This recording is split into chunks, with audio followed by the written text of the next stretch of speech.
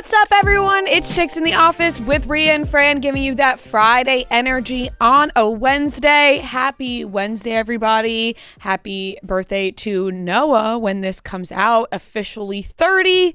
All the climbing up the ladder to reach that milestone. We have made it. So a big happy birthday to Noah, and make sure you guys are, DMing him, wishing him happy birthday, couple comments here and there. Show him some love. How are we feeling? Old, but good. Really? I mean, literally, I'm older, I guess, every day, but it's hard to not feel old. No, 30's you're entering 20. a new decade. Yeah. Yeah. Does it feel a tad anticlimactic that you've celebrated your birthday so many times before actually turning 30? Yeah. This has been like the longest birthday ever. Yeah. And I've always said I'm not a birthday guy, like at all. I used to fake sick in school on my birthday, so I didn't have to go in and like have the whole like it's Noah's birthday thing. Yeah. Yeah. So I've always just this is the complete opposite of that. I know. You've made up for it all from all those years of hiding. Until Singapore, it wasn't really about the birthday part. It was more just like 30 before 30. It was more about the list, but like obviously it's centered around like before my birthday, but it wasn't like happy birthday, Noah, happy birthday. Right? Yeah. But there were a couple, the dance studio. That's true. You know? Yeah. But it felt farther away, and now it's here. Yeah. I'm sure like next week I'll forget that I'm 30, but welcome to the other side. Yeah. Hey. It was a good run. Yeah. 20s. Made it. The 20s were a good run. Yeah, they are. They are a good run. But 30s are good. I hope. So negative. No, I'm not negative. That's like, in reality, nothing's going to change. No. Yeah. Nope. Still living your best life. Yep. Not much has changed. Not much has changed, I feel like. No. I don't think, like, what is there to change? I feel like it's the same thing when you're, like, after you get married, it's like, nothing really changed, Like, right, you're like, it's just like a thing that happens, and then like I'm your life continues Age the same. is but a number, they say. Yeah. Any exciting plans or not really? Tomorrow we're going to have dinner with my family, Nice. except for my sister, because apparently I'm not important enough for her to travel to the city and have dinner with. But well, she doesn't live here.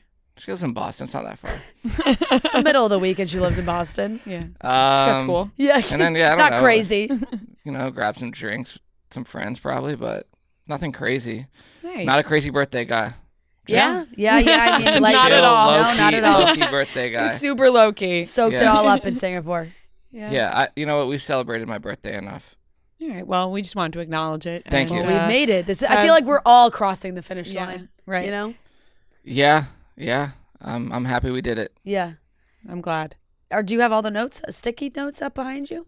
Yeah, they're all there. You didn't think I had that ready yesterday?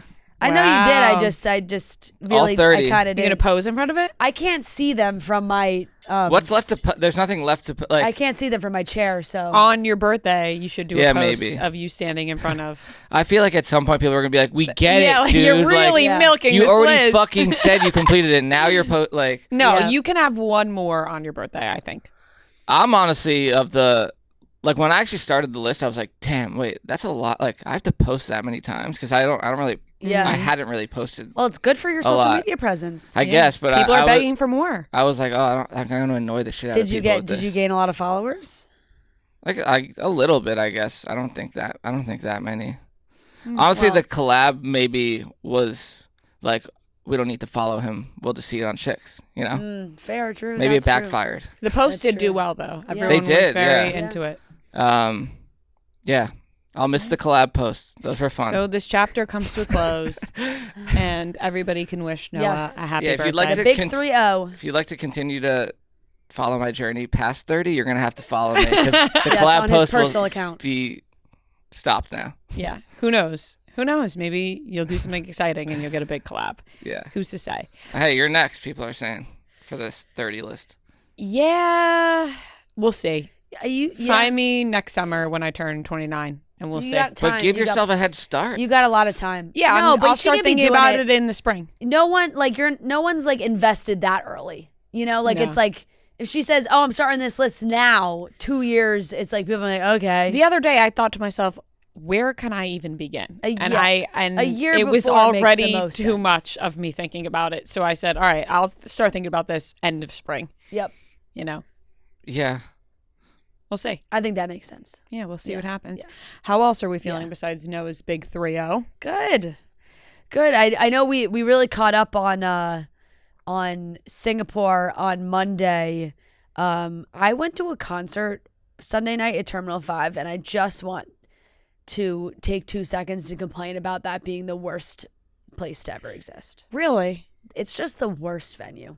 The worst. I actually don't know. Like, it's so similar to the other venues in New York. No, it's way worse in my opinion. Why though? Like to me, it's like Webster Hall, Terminal 5. Like, it's all the same. Like, no, because it's just like the setup is not great. I feel like they pack people in there way more than other venues, and I don't know if it's just because the show wasn't supposed to be. Went to see Royel Otis. It wasn't supposed to be there. It was supposed to be at Pier 17, but because the weather was so shitty, I saw they were there the day before. They moved it to Terminal 5. And I think maybe like I was so squished, I had to Google. I was Googling the capacity of each to be like, I was like, did they fill this place? Like, Fran was counting everyone. Pier 17. There's too many people here. Pier 17 holds more people. So I was like, if that show was sold out and then they put everybody in Terminal 5, there's hundreds more people here than there should be. And that's how I felt. So they broke the rules. And that's how I felt. And no, but it's just like one of those places where you get frustrated with how it's set up because it's the levels are all fine. And you know, if you get there early and you wait in the whole line, you do the whole thing, then like you're fine. But you're just stuck in the same place. I can't live that GA life anymore. Like Gia and TJ were there as well. They had got there way earlier and they had a nice spot up front. And TJ came back to like get beers for them. And I think it took him like 20 minutes to just walk 10 feet to like get back. If you're going up to the front, you got to commit. I know, that's what I'm saying. It's just like, it's a commitment. And then even like up top, it's fine. But if you're not up against the railing, you cannot see the stage. Like if you're not right up against the edge, you just can't see anything on both levels. And then when you leave, they have exit doors everywhere. There are exit doors on every side. They opened none of them. They made everyone herd out through the skinniest hallway of all time to go through the one exit.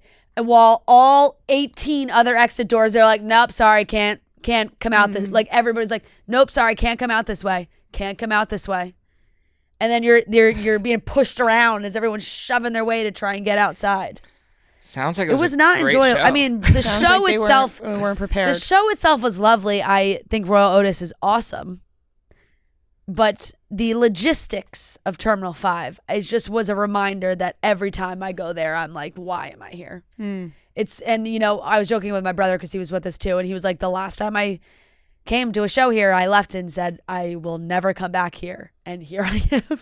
But I said, it's really not his fault. It was supposed to be a Pier 17, you know? Right. So it's like, if you want to use your ticket, you had no choice but to go to Terminal 5. There was no like. Did they play Linger? They did. That's, it's they a big did. cover. They did. And Murder on the Dance Floor. Oh. Yeah, they do I a forgot great they did a cover of that. They do a great cover of that as well. That song really great. like came and went, Yeah. I feel like. It was there was like a couple months where it was the only song anyone was playing, and then I literally until this moment haven't thought about it since. I feel like it comes on in for bars. you. On the you still like playing it? Oh yeah. Yeah, I feel Really? like it comes on when we're out all the time and often. people get pretty excited about it. I haven't heard it out in a while. Yeah. But no, they put on a great show. They're funny because really like it was no funny business with them. They went song. Like you know how sometimes there's chatter, there's banter. He was just like, they're like, hey, New York, thanks for having us. Really? We're Royel Otis. I kind of like some banter. And then they just like they sang like 20 songs in. I think the whole show was like an hour and 15 minutes. No funny business. No funny business. And then they were like some funny business. Yeah. And that was kind of, I mean, for like like to see their personalities. Yeah. For stretch it out. For a Sunday night, like in the rain and in a venue that no one wanted to be at because we all wanted to be on a rooftop. I felt like everyone was like, great. Imagine people said that about your show. It was like, yeah, no funny business. They just did topic, and left. Well, I mean, I think our show is entirely funny business. Yeah, and it involves talking. There's no singing. Yeah. Very different aspect. Right. Like, if we got up there and sang the entire show, I think that would be bizarre. But people would leave within they 2 sing. minutes. Royel Otis, they Yes. sing. So, but it was good. Yeah. But Terminal 5, you will not. I had my day. I had my good days at Terminal 5 years and years and years ago. And I think it would have to take a very special person to bring me back. The time has come and gone. Yes, exactly. Fair enough. Exactly. But no, I think we're all still struggling with the whole sleep situation. Like I came home, like fell asleep on Monday at a time that I never normally nap. I'm not much of a napper these days anyway. And slept I actually felt like I was so out of it. Yeah. Like I woke up, like I'd wake up, Joe would be like, "Are you all right?" And I'm like, "Yeah."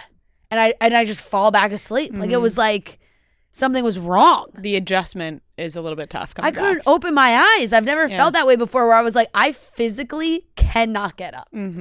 Yeah, it's hard. It's you get stuck on one time, then you get stuck on the opposite time. You don't know what time it is. Yeah, I've never experienced I guess it's what they, a jet lag quite like this. Right. It's weird because when we went to Fiji, that was 16 hours ahead, but I feel like I don't remember it being I don't remember. Well, we were there. No, we weren't. No, we weren't. That kind of the same amount of time. I slept for days after Fiji. I remember specifically. Yeah. I was out cold. Yeah.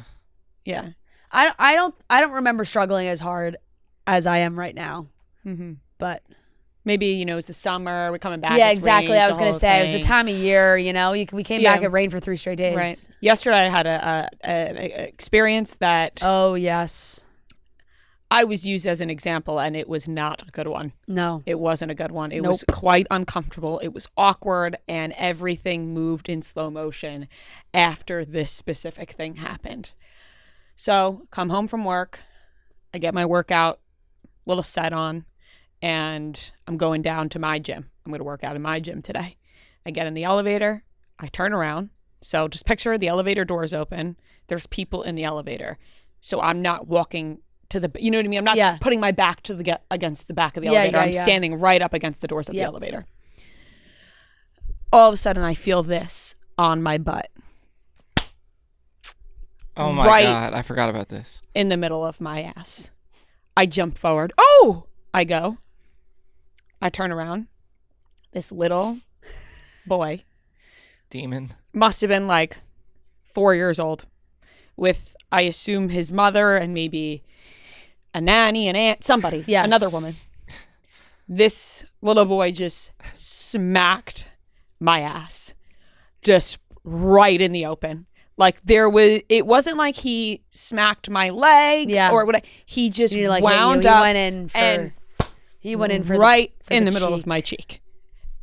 It was genuinely a stunning turn of events. So I jump forward and go, oh, his mom is freaking out, obviously. Like, there's no way around that. Like, as a mother, what would you do in that scenario? We're not mothers. No. So I have no idea how I would handle that scenario. Yeah. All I know is they were freaking out. They're like, oh my God, I'm so sorry. That is so bad. They're yelling at the kid. They're like, you have to apologize. He is dying laughing, okay? He is cracking up. He is loving this moment. And she's like, you need to apologize to that lady. You need to apologize. And there's actually nothing worse than being called like that lady. Yeah, right. Now, because I'm like, okay, now I feel like, I don't. Mammed. Right. I'm like, you need to apologize to that lady. And he's like cracking up. By the way, this started on a higher floor and we are stopping at multiple floors on the way down. So everything has gone in slow motion. And finally, the kid looks at me and he was like, I'm sorry. And like, I'm like, it's okay. The devilish grin. No, literally, he was cracking up. And as I get out of the elevator, I just hear them yelling, that was so bad. That is so bad. You can't do that to people. I was stunned. Wow. I couldn't believe what happened. It's a shocking story. It was a shocking thing to happen. in the elevator yesterday. Well, I didn't know how to react because obviously, you know, the kid, he doesn't know what he's doing, but he does know what he's doing, but he doesn't. You know what I mean? No. Like, where did he get that from? I mean, he's never seen an ass quite like yours. I just was stunned. It was like, oh, he just whacked it right in the middle. The thought of this kid, like, it's so bad. Sorry, it's so bad, and it's like bad. It's unfortunate. It's, you know, you are the victim here. But no, but I feel bad. You know, I feel bad because he obviously doesn't know. No. But the thought of like, it's thought of like this kid growing up, and he probably won't remember 4 years old. Yeah. But like the thought of this kid growing up, and like in 20 years, his mom being like, you know, I knew this kid was going to love some big booties after he slapped a woman's ass. She has a great ass, slapped her right in the ass. It's one of those stories that like your mom will keep about you for when you grow up. And it's like, one time you slapped a lady's ass in the elevator. And I felt so bad for the mom because she was mortified. And you were in leggings as well. Important. Yeah, some were saying. I'm just saying, important. Like he went for the kill. He just was laughing so hard. No, and that's you borderline look at that kid where you're like, oh, what's this what's going on? You know what I mean? Like what's going on here that you knew. To do that. Yeah, maybe he sees like his dad do that to his mom. That's what I was thinking. Like something like that. I don't know. Or like that's a bad sign for life. She's watching a television show that he shouldn't be watching with his parents or something. Like, I don't know what happened there, but I was like, that should have never happened. Yeah. Press charges. Yeah. I just felt bad. And I got out. I was like, they're gonna have a bad night. It's just like pure instinct. Like, it's just like pure like. But he's got to learn that he can't just like smack something juicy women's asses in the elevator. Like, no, certainly not. That's fucking insane. No, it was insane. And like I said, on one hand, I felt bad. On the other hand, I was like, what is this kid seeing? That he's just smacking ass in the elevator. So that it was highly uncomfortable and. Yeah, I mean, I was in complete shock getting off that elevator. You know, it just makes me feel like, you know, having a little boy can be such a wild card.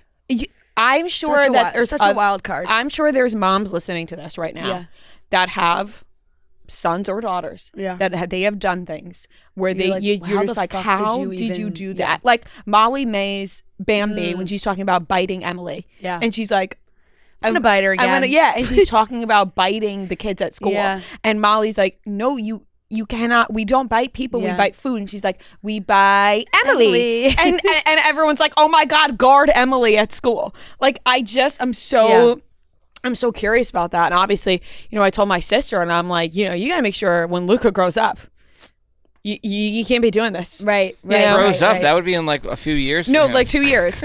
2 years from now, you can't. You know, 4 or 5 years old. Probably something that you don't even think you need to tell your kid not to do. No, it's like it's not on the list of things. Yeah, it was pretty stunning. Until it happens. It was a stunning development. So that's what happened. Are we talking like No. We're talking like Matt. Matt made me show him yesterday. Yeah, because he was like, I need to know.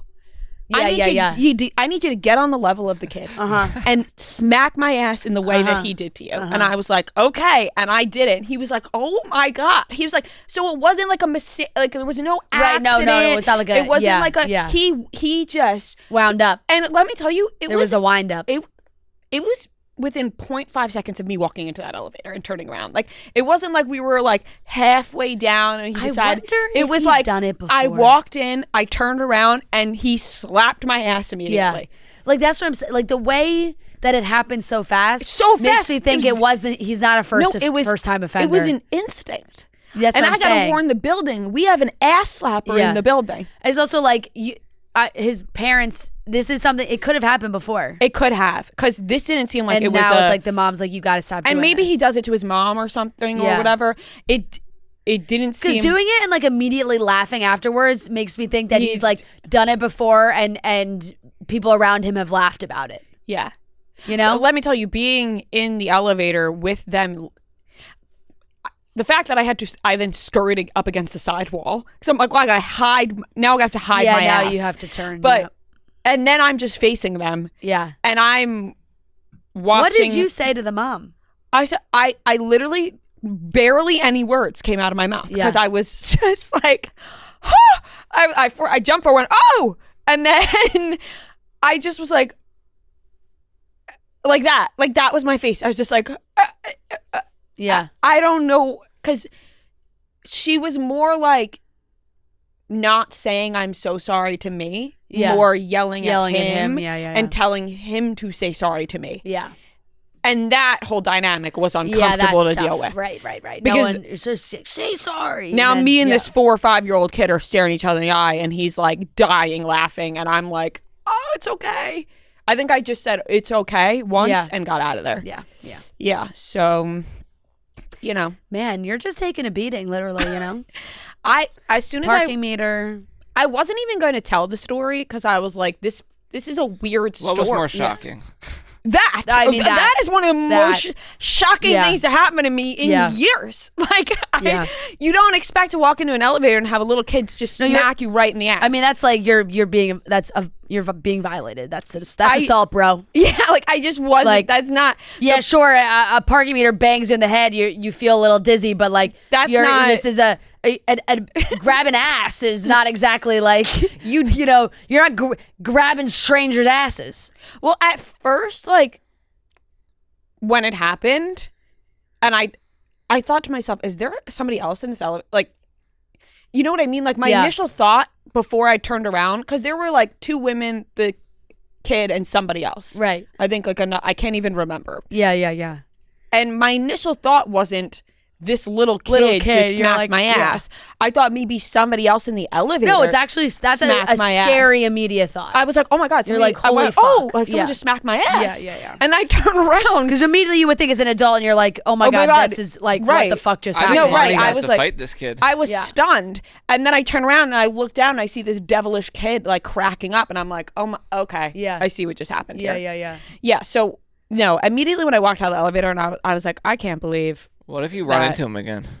Well, I mean, chances are high. Chances in your building are pretty high, and hide your bums. Yeah, because you know, crazy. You put flyers that watch out. Yeah, he could. I'd imagine he got in trouble when he went home. I hope so. Yeah. I hope so. Yeah. That qualifies for a timeout for sure. for sure. For sure. Yeah. Yikes. Yeah. So. I'm sorry that happened to you. No, it's okay. I mean, I know, but like kid. It actually is like it's a jarring event. Like looking back, you're like, oh my god, it's insane that it was a little kid. But like, if it wasn't a little kid, no, for sure. If it wasn't a little kid, it's like a story you wouldn't be telling because it's not funny. It's weird because it's like, what? Where's the line there? Like, what age would it be turn into something else? You know. I mean, we don't. It's pretty clear. I don't know if that's a debate we need. Yeah, I don't think we have to go down that route. But kind of a wild question, Noah. I don't know. I'm just saying, it's like, it's a weird. I mean, if it was like a 15-year-old kid, I'd obviously ream him. 15. I'd ream him out. He's 9. Yeah, he's 8. I don't think we have to go down that path. No, I don't think we have to talk about each age and if we'd be okay. I mean, like if he's older, I'd ream the kid out. I'd be like, you know, but this kid doesn't know what he's doing. He you know, he doesn't know how bad that is. So, no, I mean, this is like we had. My little cousin would like when she was probably around that age too.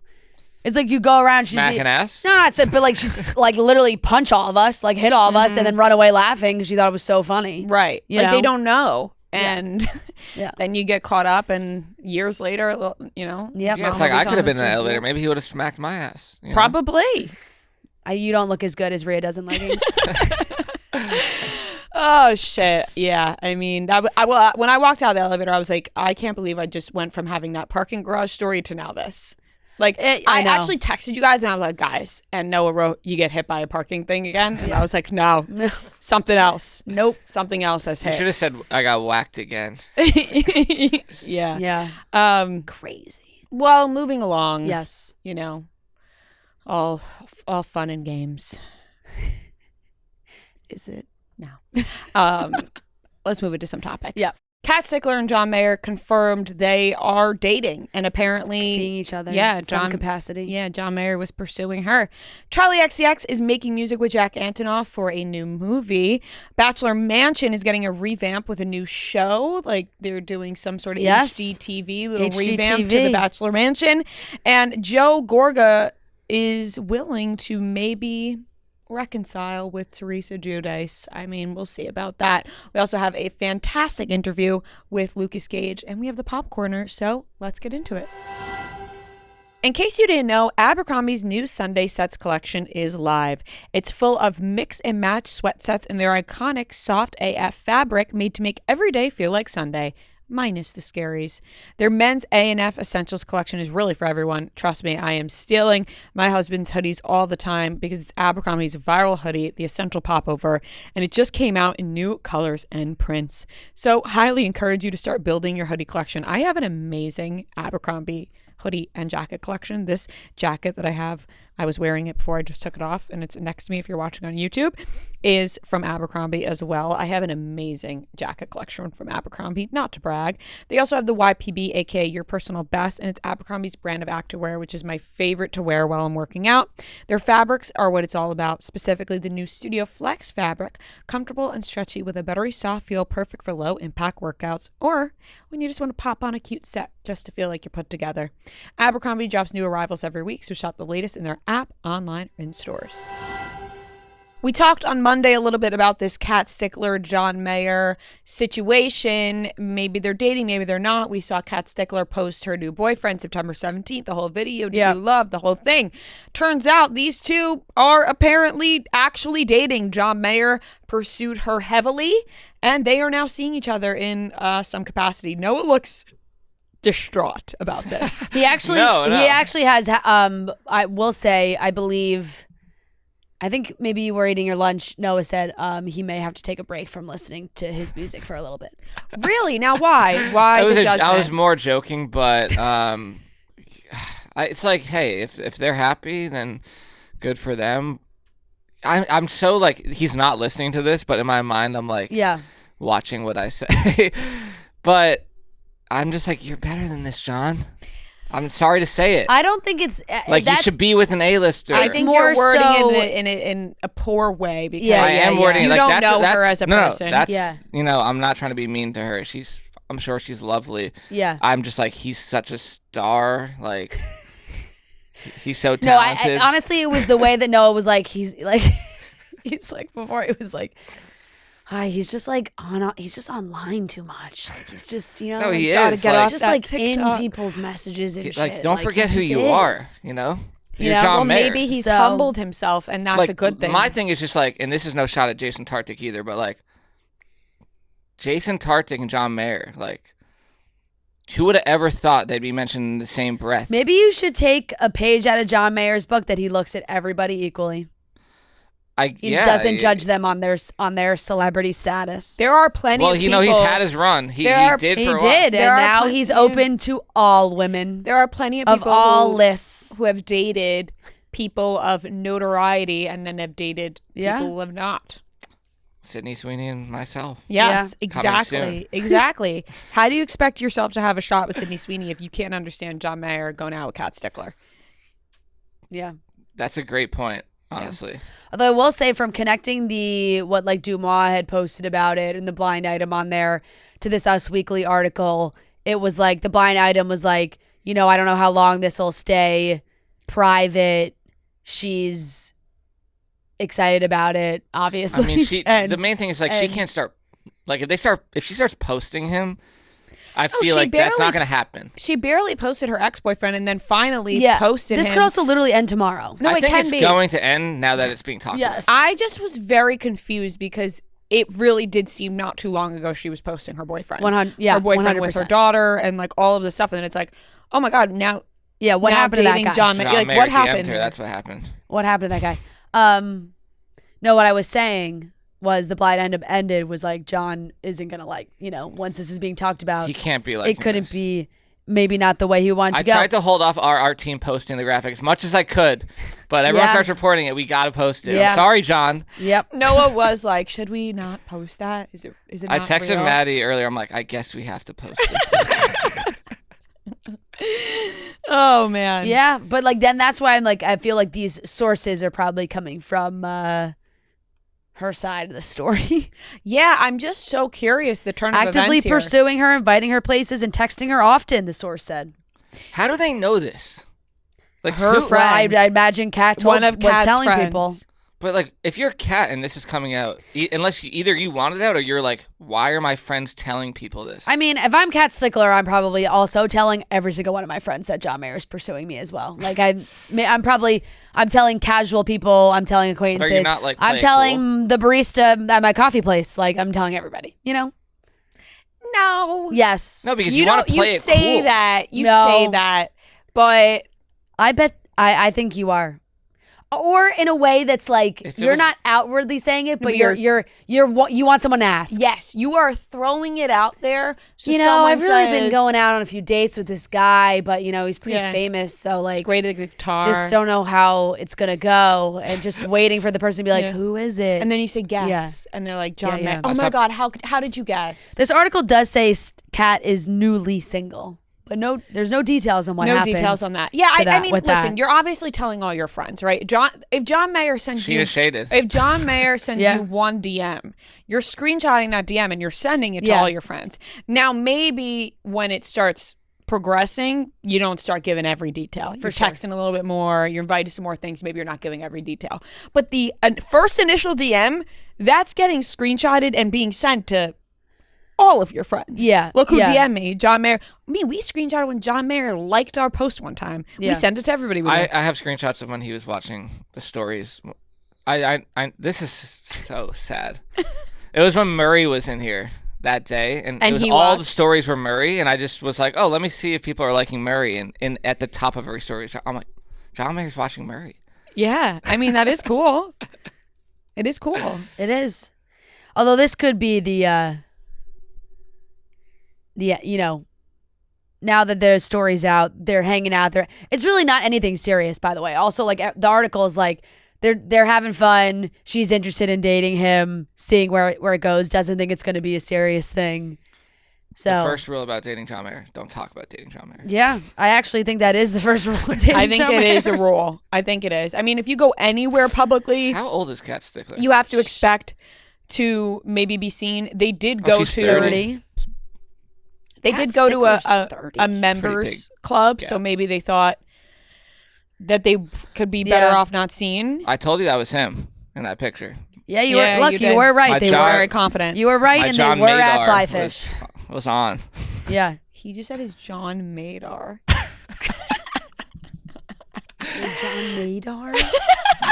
That was pretty good. Come on. That's really good. That's really good. That's really good. I mean, concerning. it's like wild. No, I thought of that and- a few minutes ago. That's why I and was laughing. Very funny. At the And same, I was like that's like, can I- embarrassing and very funny at the very same time. funny. His John Madar. My John Madar. Wow, that one's Wow. gonna stick with me. That was very good and concerning. This whole conversation is concerning. Hey, it's all right. It's you're all right. allowed to be a big fan. Hey, bro. hey, you his got John birthday's- Madar. I his got Joe birthday's- Brodar. It's John's Yeah. birthday's just in the mix. tomorrow. If we're talking today, tomorrow. Yeah, yeah, Yeah. I forgot your birthday, buddies. Well, his is the day after. No, day after, I Yeah, know. yeah. Duh. Close enough. How old is he turning? 48. I'm guessing. 52. This says he's 47 right now. So Oh. Okay, then that probably 48. Then yeah. probably 48. It's shock. You know, the Page Six headline doesn't say John Mayer, soon to be 48-year-old. Right. Yes. They don't know his birthday. That's fucked Just up. says 47. Hey, happy So- for them. Well, Good for them. Yeah. I mean, this is an interesting pairing for sure, but I think it's more like just random than Yeah. anything. You know, Apparently, she just broke up with that guy. She had been dating for a few months. That's all. That's all. they must that's have. By the way, it. just broke yeah, up. Yeah. I mean, my guess would be that John had something to do with that. Yeah. You never know. You never know. You never If he's know. been Maybe- actively pursuing her, like how long was that? Maybe If he was they with him just 2 broke weeks up ago? and John got word she's single now. So Yeah. I sent think a she was DM. like, "Hey, I'm sorry, this is over." John Mayer just. But it's messaged like, me. but that's where I'm also like, was John Mayer an active follower of Kat Stickler? You know, Probably. But she didn't like announce her breakup, so it's not like, No. Clearly he was very actively perusing her socials. Hey, you love who you love. And I don't, I wouldn't jump to say, I wouldn't jump to say that that's maybe as far as we're going with that just yet. She does follow him. So John Mayer, Katy and Perry. And John does follow her. There it is. There it is. He does follow. There she is. You know what? Why didn't we think to look at that? I mean, he follows. Well, it's just we never know. You never know when that follow happened, but it could, but it's there. I feel like this is just putting the nail in the coffin about John coming on Chicks in the Office. The more we talk about this, I don't really think that's true. Yeah. I mean, we've talked about so many things about, we've talked about John Mayer so much through the years. We haven't said anything bad. This is what would break it. Yeah, we haven't said anything bad about John Mayer in this segment. We're just talking about him dating Kat Stickler. That's true. You're worried. Okay, let's move on to the next topic. You're suspiciously worried about this. And by the way, no inkling of John Mayer coming on this podcast. So. That has a very aesthetically pleasing number on her Instagram. 3.5 million followers and 1,000 following. Like it just looks. Yeah, she probably keeps it. Those two look really nice next to each other. Keeping it at 1,000. That's like keeping it at 1,000. Yeah, maybe. John Mayer actually does follow 2,200 accounts. 2,233 to be exact. And Kat Stickler is one of them. Yeah, she made it. She made it on there. Oh, okay. That's it for them. Yeah. Hope they continue to have fun. Keep our Madar on. The Madar is on. Yeah, we'll definitely make sure we're keeping the Madar on that. As the holidays approach, get what you need to personalize your home with Wayfair. Shop holiday decor for every room in the house. Whether it's Christmas trees, wreaths, or inflatables for the front yard, Wayfair is your one-stop shop. You can refresh your guest room with bedding, even your own bedroom with the linens, the throw pillows, accent chairs, anything you need, and make holiday hosting a breeze with quality cookware that will wow any guest. There's something for every style in every home. I have my dining room table from Wayfair, my cute little fall decor, the pumpkin soup bowls, a big mirror from Wayfair, and no matter your space or budget, they have what you need. So get organized, refreshed, and ready for the holidays for way less. Head to wayfair.com right now to shop all things home. That's WAYFAIR.com. Wayfair, every style, every home. Moving on, Charli XCX is apparently making music with Jack Antonoff for a new movie. Yeah. It's an Anne Hathaway movie. The music has been made. This is suspicious to some people, and I think it's news right now because obviously we know how much music Jack Antonoff has made with Taylor Swift, how much of an influence he has had with her music, and now people thinking that the song Actually Romantic is about Charli XCX and the feud that maybe Charli and Taylor have. They think that this is a suspicious move from Jack Antonoff. Yeah. I don't know how. Yeah, I think it's definitely raising some eyebrows of what Taylor and Jack's current friendship status is. I'm sure everything's fine. People were saying that he didn't post anything about the album. Yeah, no, I know. I think people pointed that out also right away. That's what I'm saying. Hadn't come out. But Charli is being profiled in Vanity Fair. Big interview, spread, the whole thing. And in it, there was, the author of the article did include the alleged feud and Actually Romantic and the song and blah, blah, blah, whatever. That's gone down. It's just that it just said Charli did not comment. I'm assuming that maybe they went back to her and asked for a comment because a profile like this, they probably sat down weeks ago or to do it. So this is all obviously pretty recent how this has all gone down. But Charli has been working on a ton of shit. She's in a lot of movies coming out. And she is doing the music for Mother Mary, which is a movie starring Anne Hathaway. Anne Hathaway, I think, plays some sort of pop star. It says Mother Mary is an upcoming American epic melodrama. That's really all we know. It's A24. And she is playing a pop diva who flees her tour during an existential crisis and seeks out the old friend who helped craft her public persona. Not much else is known about it than that. But in the article, Charli says she and Jack wrote the music together, and it's very different from like the music that she writes as for herself. But that she loves it anyway. There was also a part in the Vanity Fair article where she had said, the whole tour documentary world is kind of like oversaturated right now, and she wanted to do something else, which is also, everyone thought, oh, the timing of this is very interesting. Granted, she probably said this weeks ago. Right. But the timing of that is also interesting, which is why she's doing this The Moment movie. They were like, we're going to publish this now, and everybody's going to rip apart this thing and talk about it as if it's happening right now. Then making it seem like it's like a direct hit, which I don't think is like that crazy of a quote, even just in general. Like Charli XCX saying that there's a lot of tour documentaries out there and wanting to do something different. I don't think that's like 100% aimed at Taylor Swift. I think there are a lot of tour documentaries out there, and she probably did want to do, and she's doing something really unique and different. So but no, I really actually don't like this alleged feud at all. And I keep saying alleged because I'm like, I don't want it to be a real feud, even though I guess the writing is really on the wall here. But I do really like both of them. So I'm like, you didn't really talk about fighting. Now, the Jack, SNL thing. I don't find there's to be too much to dig into. But like people say that's the album, his album. Yeah. Role Model's album is why she's wearing the shirt. But she knew what she was doing if she wore a shirt. Yeah, but also Role Model wore that exact shirt in the promo videos for SNL all week long. I know, but like if you're her, shirt. you don't have to wear that shirt. If I'm her, I'm going, this is what I'm doing. And I like Charli XCX. Yeah. But if I'm her, I'm saying maybe I should put on a different shirt, because if I wear this Kansas City shirt, people are gonna think it's Taylor Swift. She didn't care. She wore that if shirt. Anything, you're thinking about all these things. That's true. I want to say something about Jack. I think Jack it's more Antonoff, that she doesn't though. give a shit. I think that Jack Antonoff can be petty. He gives me the vibe that he'd be a real moody son of a bitch. You if I got into a fight with him. You think?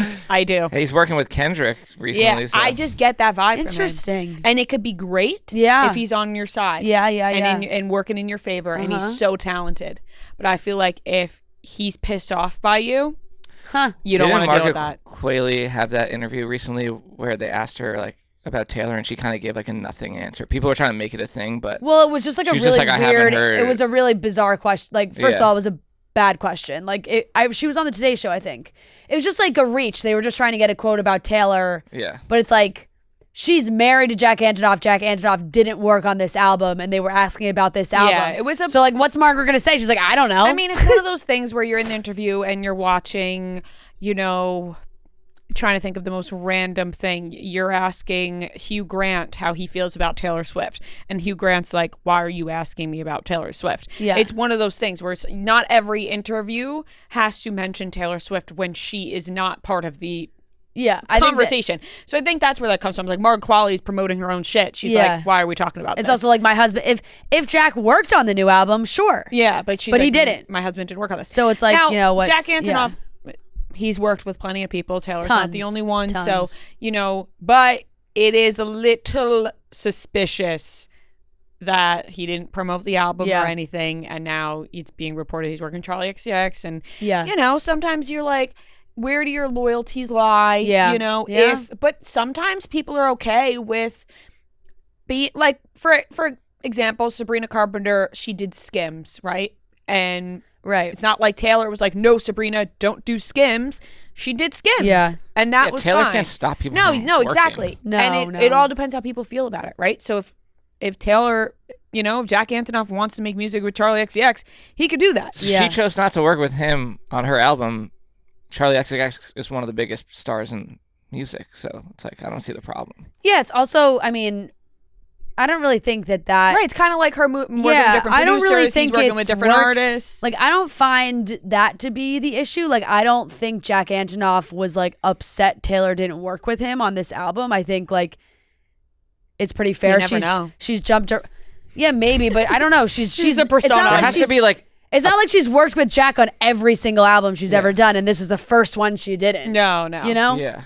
Like, do you think like, an ounce of him, like when people were kind of like shitting on the album a little bit, was like, yeah. I don't know. I think a lot of people... I've made up this Jack Antonoff persona in my head. I have no idea. Yeah, I how actually he don't is know as a any. I person. don't think I've ever heard Jack Antonoff talk. I think like I don't know what his speaking from like, the one time I've seen him speak. That's the vibe I got. He's evil. Not evil, just like he. Don't cross him. Don't fuck with him. Like moody. Yeah. I don't know. I actually have no. Honestly, these pictures, I'm looking at pictures of him right now. I can't give an opinion. I have no clue what his personality is. I think it's the glasses that are doing it for me. Like the type of glasses he wears. Those specifically? He just kind of looks. We really forget that he was with Lena Dunham. Oh, I don't. I never forget that. That's my first thought every time I think about him. For a while. I just typed in Jack Antonoff moody. just to see if anything comes up. Just to see if anyone was like he was moody to work with. See if there's any Reddit threads about him being moody. I don't know. I think like this whole no, a lot of people say how nice of a guy he is. Yeah. I mean, he's worked with everyone, which does speak a lot. Like, you know, he's worked with everyone, and everybody does seem to really like him and like working with him. I don't know where it comes from, but everyone thought that the Actually Romantic was like a direct response to Sympathy is a Knife.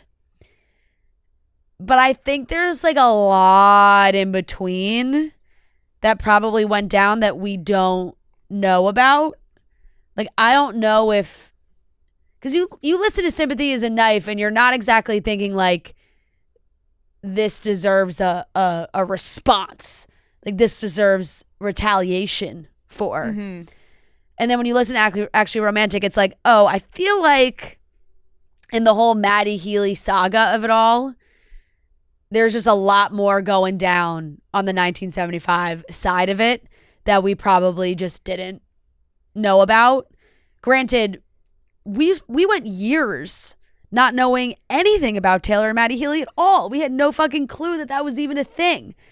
So there's probably so much lore behind the scenes of like what was going on with the 1975 and Charli and George, and if Taylor was involved with Maddie, like what was all going down behind the scenes then, that I feel like in the last whatever it was, the year before Travis and everything, shit probably went down. Mm-hmm. And I think that's probably more of what Taylor's referring to, of things that maybe conversations that were had or drama that happened and things that were going on with the girlfriends of the band. Mm-hmm.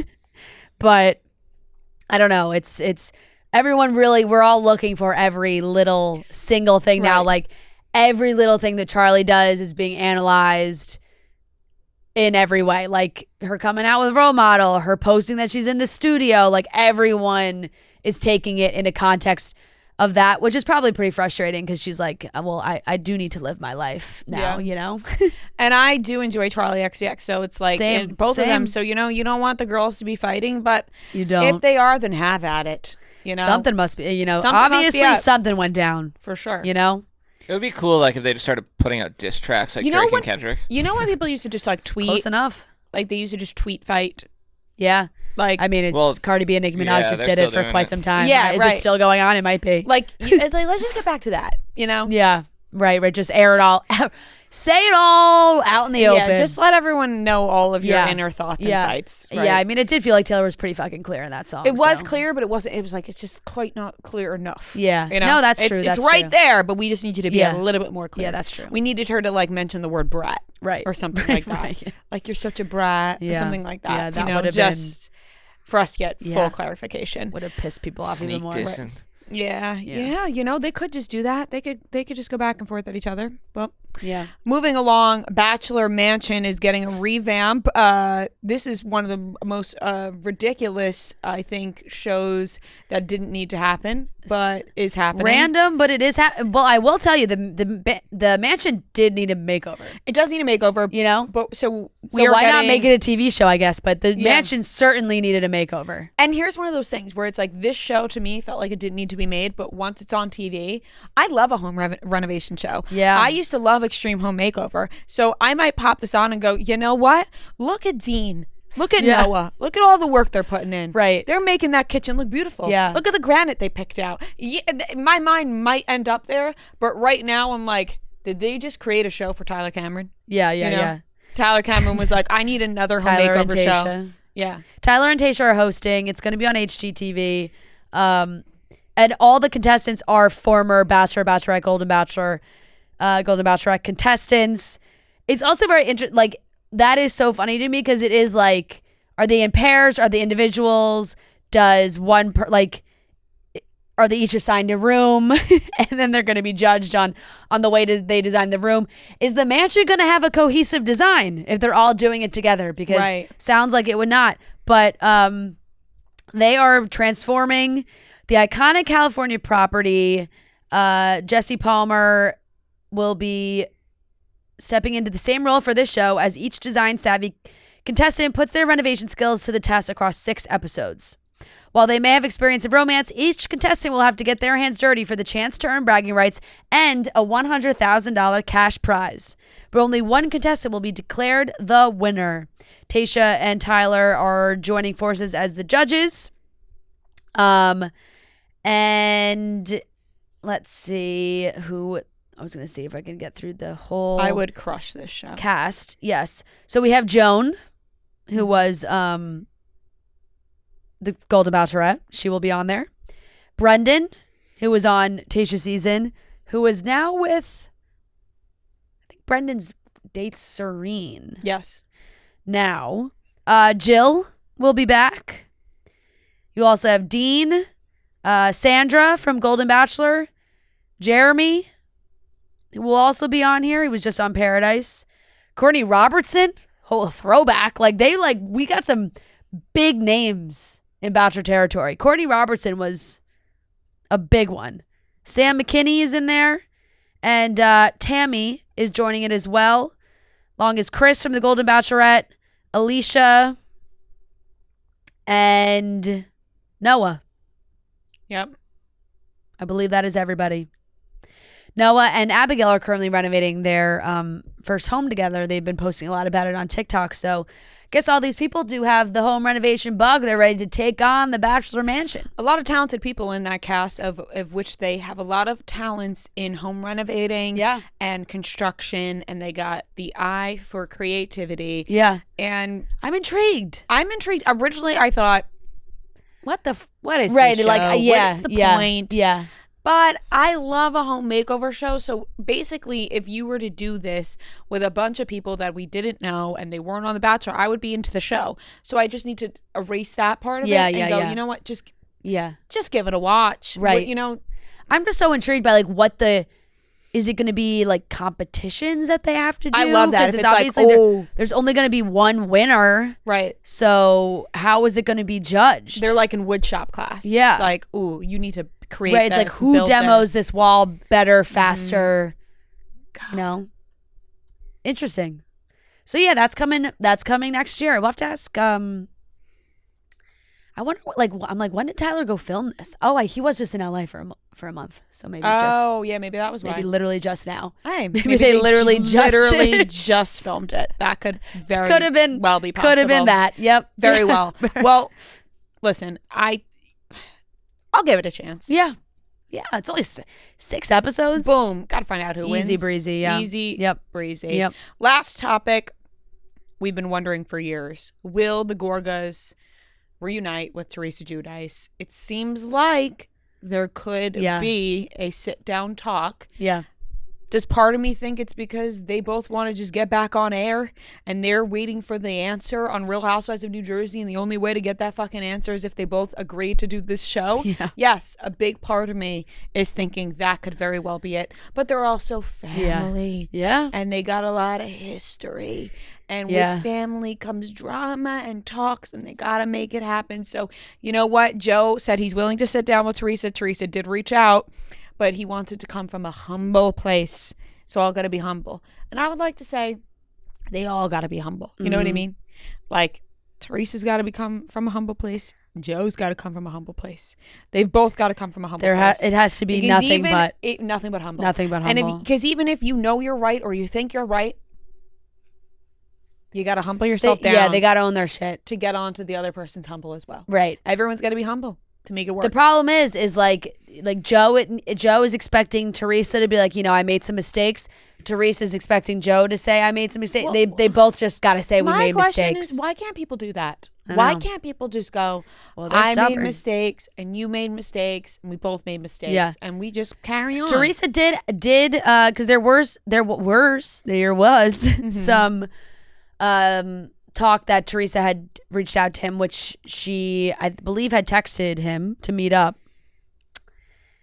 and said that they do want to hear her out and see what she has to say. And yes, there was a big conversation around that was like, hey, seems like the New Jersey production has been halted for quite some time. And at least the chatter online from fans was like, is this maybe Teresa's time? Is this is it like time that the Gorga drama comes to an end and they move on with the franchise in different ways?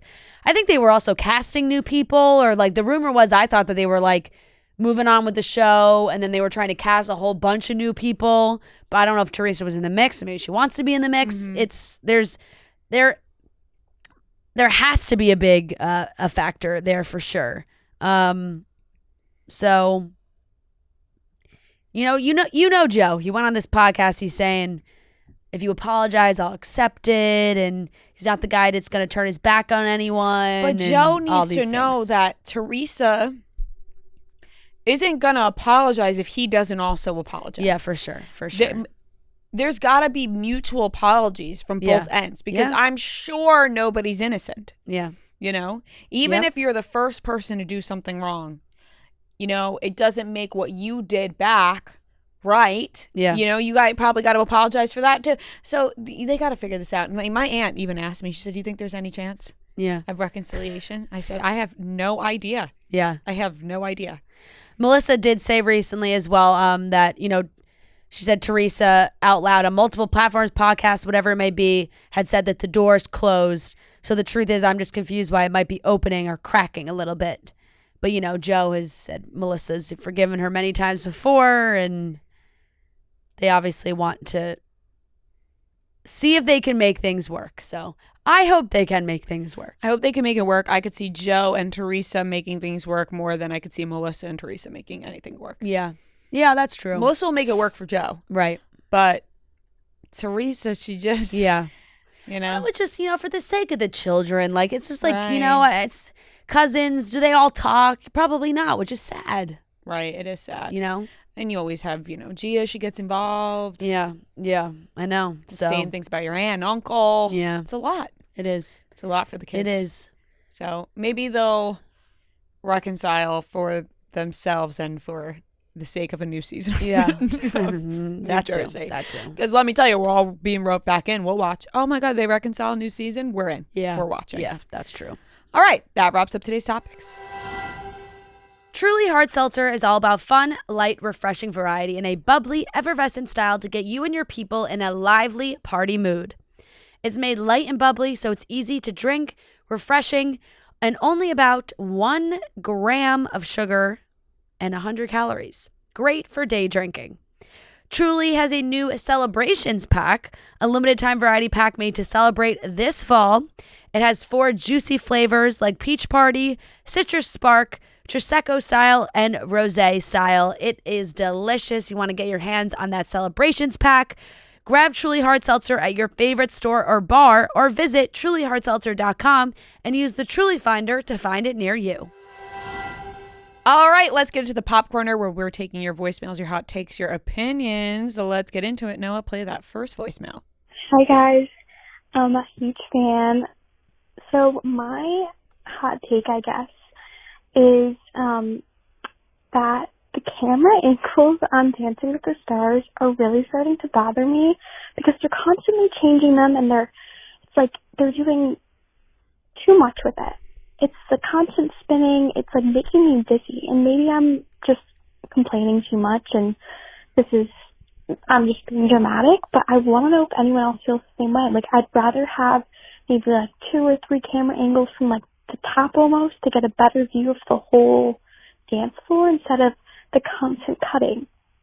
So yeah, let me know if I'm just being really dramatic about this, but yeah, I love you guys. Huge fan. And yeah, but she's just talking about the camera angles during the dances. Yeah, the camera angles during the dances.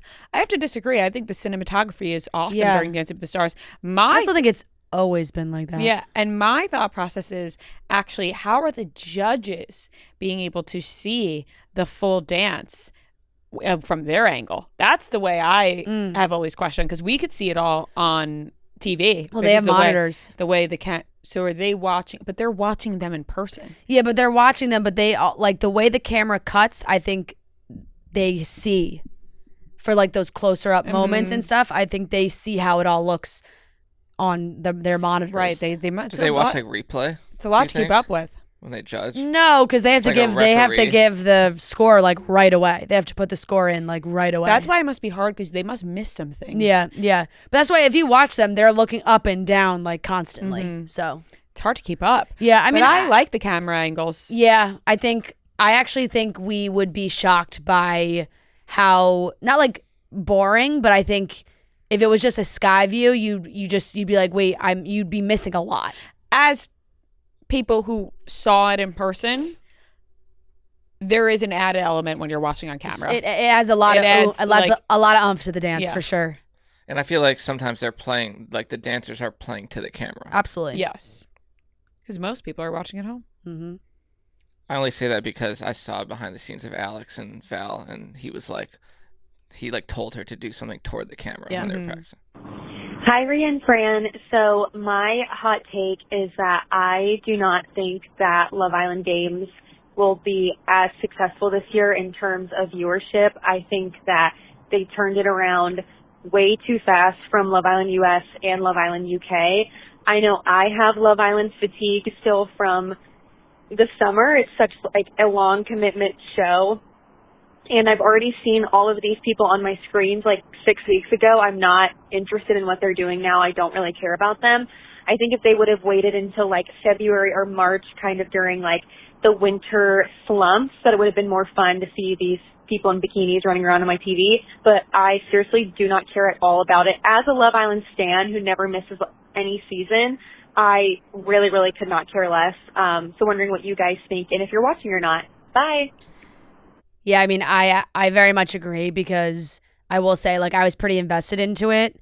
Left for, like, last week we were busy, but even before that.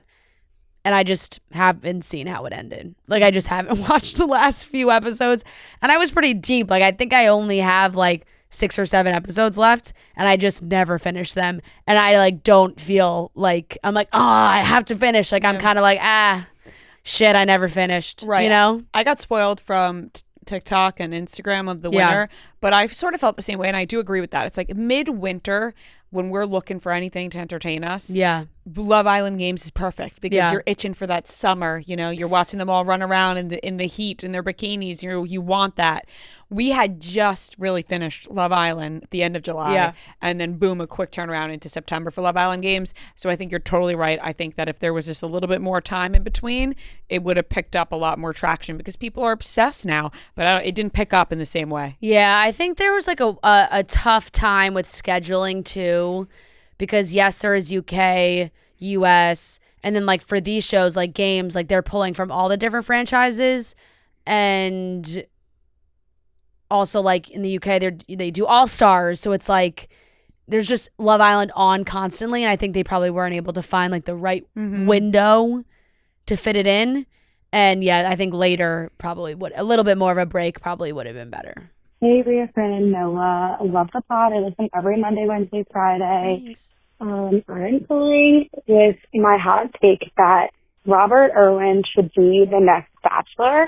We see that, like, Taylor Francis Paul is the next Bachelorette. So, like, obviously you can pull from anyone now, and I think Robert Irwin should be the next Bachelor. And I'm curious to hear your guys' opinion on who you think should be the next Bachelor or Bachelorette, since they're playing from any franchise. It could be from Barstool franchise, like whatever it is. Curious to know if you were to pick someone like realistic that you want to see be the next Bachelor or Bachelorette, who would it be? Love you guys. Bye. Oh, I mean, like, he is such a cutie pie. He's too young. I think he's too young. Realistically. Yeah. He's only like 21. Yeah. But aren't like most contestants on that? Like, there's a lot of 21-year-olds who go on those shows. Yeah, but they've never had a Bachelor that young. Yeah, I would say no to him being the Bachelor, honestly. That's because, like, I think he could go on Love Island. Yeah. You know? Because then also that, I mean, a 21-year-old Bachelor, like, really limits the age range of the contestants as well. Right. You know? As far as, like, of other reality people, TV show stars. Yeah. I mean, obviously there's just always more women. Right. Like, Dylan Efron would have been great, but he's in a relationship. Yeah. But he would have been a great Bachelor. Yeah. You could put, like, West or Jesse on the as the Bachelor. Oh, boy. That would really be something. It would. It really would. Ciara as Yeah. a Bachelorette. I had said we talked about this at Lady World because we did an Us Weekly interview and they'd asked us this too, and I'd said like Brooks Nader, like she would certainly have an electric Bachelorette season. Yeah. In the same realm as obviously casting like someone like Taylor Frankie Paul for the drama and whatnot. But the pool of reality men is just a lot smaller. Right, because I can name a bunch of fantastic women like Janae. I thought would be a lot of fun, but she was, when we interviewed her, she was like, no reality show love stuff. But when it comes to also the casting of men sometimes, you're like, well, would you want them to be set up with any of those guys? Right. Not necessarily, maybe. Right. So Austin Kroll Bachelor season. oh my God, honestly, it would be very entertaining. But Austin It Kroll, would. like, can't be trusted in a relationship. You could put Craig on there. Craig could be a good Bachelor. Actually, I think Craig would sign up to be the Bachelor. I think Craig would sign up in a second to be the Bachelor. Yeah. I feel like that man wants to get married fast. Yeah. I think he would be the Bachelor. I think that's like that's actually like the perfect timeline for him. Yeah. Like, I actually think he's exactly what they look like what they look for in a Bachelor. yeah, like he just wants to find a person and get married. And I can really see him like already in my mind. Yeah. Yeah, I seriously like out of the limo. Let me tell you, the way I saw him in a tux outside the mansion, like immediately in my brain. That's actually the perfect option for the Bachelor. Yeah. That's a great one. Yep. We could leave it at that. Yeah. Hey, Rhea and Fran. This is Charlotte from Long Island. I kind of have a hot take. I don't really know how hot of a take this is, but I feel like people need to stop trying to be like Britney Spears. Like Tate McRae and Sabrina Carpenter, I feel like with some of their performances, they try so hard to be Britney, and same with Addison Rae. And I just think they need to do their own thing. Like, Britney's a legend, an icon, of course. But I think it's time to just be a little more original. Okay, let me know what you think.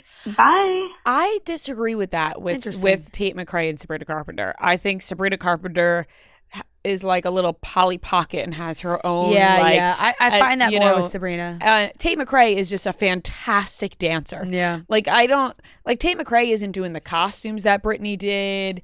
She's not doing, like, I just don't think we've seen a pop star that's so dance forward like her maybe in a really long time. Right. Like maybe it's like a compliment to them that they are reminding you of Britney Spears in some way. Because I don't think that much about them. When it comes to Addison Rae, sometimes I'm like, she studied up. Right. Like when she's walking on. I feel that way with a lot of the pop stars when it comes, like, I think Addison Rae is a student of the pop star game. For sure. Like, I was watching an interview last night of Addison Rae, W Magazine, and she was talking about how Amy Winehouse used to just wear ballet flats out of the house randomly. She picked up ballet, and I'm like, she studies on, you know, and has combined them all into Addison Rae, the pop star. Right. So yeah, you know, it is hard not to when Britney is just like the all encapsulating perfect pop star. And then when people want to do their own thing, and I think a lot of them take some of the best parts of it, but do like put their own spin on it. Sabrina gives me no Britney vibes in any way. Yeah. I do kind of agree with that. Hello, I love you both. Oh, hello. But it's honestly not even a hot take, but my pop culture take of this week is that John Krasinski is who Ryan Reynolds wishes he was. Yes. And I'll leave it at that. Good take. I don't think there's anything more that needs to be said. Enjoy. Love you both. I love that. Listen. And then she said, I'll hang up after this. I probably have said it years ago, or maybe not. I don't really remember. You have. I had never been a huge fan of Ryan Reynolds. Yeah. Now it's like in to not like Ryan Reynolds. Yeah. I had to whisper about not being a huge Ryan Reynolds fan. I would argue with you about that a lot. Like a lot. Yeah, like I'd always really, really liked him. I whispered about it because it was like such a hot take that people were like, how do you not like Ryan Reynolds? And I was like, I don't know. I'm not obsessed with him. Like, you know what I mean? Even recently I had a conversation with a friend where I said that and they were stunned. Yeah. Like they were like, what? It was like jarring to them for me to say that. Now I think people are coming around on it a little bit more, but because did you see that video of him on a red carpet? Yes, with the kid. Yes, there's been certain snappings of Ryan Reynolds recently where people are like, what's going on here? Yeah, it seems like maybe the fuse has been made shorter. Yeah, and you know they've gone through a lot this past year. Yeah, that is true. But that's just a funny take. Like I don't know if I agree or disagree, but I do know that I find it funny. Yeah. I think Ryan Reynolds would love to at least have the public image that John Krasinski has. Yeah. John Krasinski is just a nice, funny guy. Right. You know, Jim. Like everybody calls like noted good guy. Yeah, he did the good guy news. Office. You know, the whole Emily Blunt's wife. I just saw that clip of him on some talk show. Have you seen that where he's told some story about how he said to some like random person like, I'm Emily Blunt's husband, and they were like, no, like they didn't believe him. They're like, you? Damn. I did see a picture of him and Stanley Tucci recently, and I was like, what a fun table it must be to hang out with those guys. Because Stanley Tucci's married to Emily Blunt's sister. So it's like they must just have an absolute ball. They're just a bunch of in-laws. You know? Yeah. Like, is she famous or no? Felicity Blunt. She's an actress? Or? I think she is. Never even heard. She's older, I'm assuming. No. Oh, well, that makes sense. No, they have a bit of an age gap. I just saw Stanley Tucci, actually. I saw a quote of him saying that he is sad that he doesn't get to grow old with her. Yes. And people like didn't love that quote, but I was like, you know, it's a fairly real quote. It is. Like, I know people like give age gaps are frowned upon and looked at, and it's like, well, they're like, well, that's what you get for marrying somebody so much younger than you, you know, like. But I feel like it's like, hey, pick and choose what age gaps he does feel like they're okay with. He does feel that way, where that is true. It will be sad. 44 and 64 is fine to me because they're in their like, you know, they're in their later years. But then like 84 and 64 is a drastic difference. That's gonna be tough. Yeah, like, exactly. She's gonna be taking care of him. That's all he was alluding to, you know. But no, yeah. Whenever I see them all together, I'm like, ugh, this is a dinner table I want to be at. That's a great one. Seriously, Stanley brings over probably the wine, dinners. Oh gosh, maybe he's bringing something home from Italy. He just tried. Lots of laughs. You know? Yeah, good banter. You know, you got that British humor. Yep. Mixed with Jim from The Office. Yep. Yeah, that's a good time. It's a good time. It is. In the Krasinski, Blunt, Tucci household. Yeah, what a crossover. All right, that wraps up the Pop Corner. This segment is brought to you by Armani Luminous Silk Concealer. Armani Beauty believes in enhancing your natural beauty, giving you that lit from within glow. The Luminous Silk Concealer is a multi-purpose, lightweight, hydrating, and blurry all-day wear concealer that conceals, smooths, and brightens skins. I've been wearing the Luminous Silk Concealer for a little over a year now. I've become obsessed with it. It's my go-to in my makeup routine, whether I'm doing a no makeup look just to cover the dark circles or some blemishes, or I'm doing a full face. It provides weightless, medium buildable coverage, delivering a flawless, luminous finish that feels like your skin. With 21 shades, Luminous Silk's concealer's diverse range ensures you'll find the perfect match for your complexion, whether you're looking to conceal, highlight, or contour. Shop your perfect shade now at Sephora.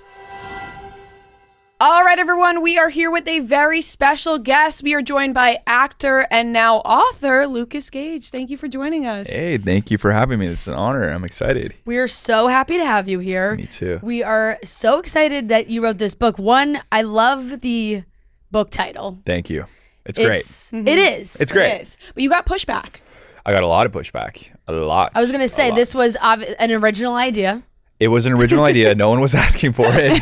No one was coming to me. The title is I Wrote This for Attention. I wrote this for those for who attention. don't know. It's out today, October 14th, so very Yes. exciting. But why did you get pushback?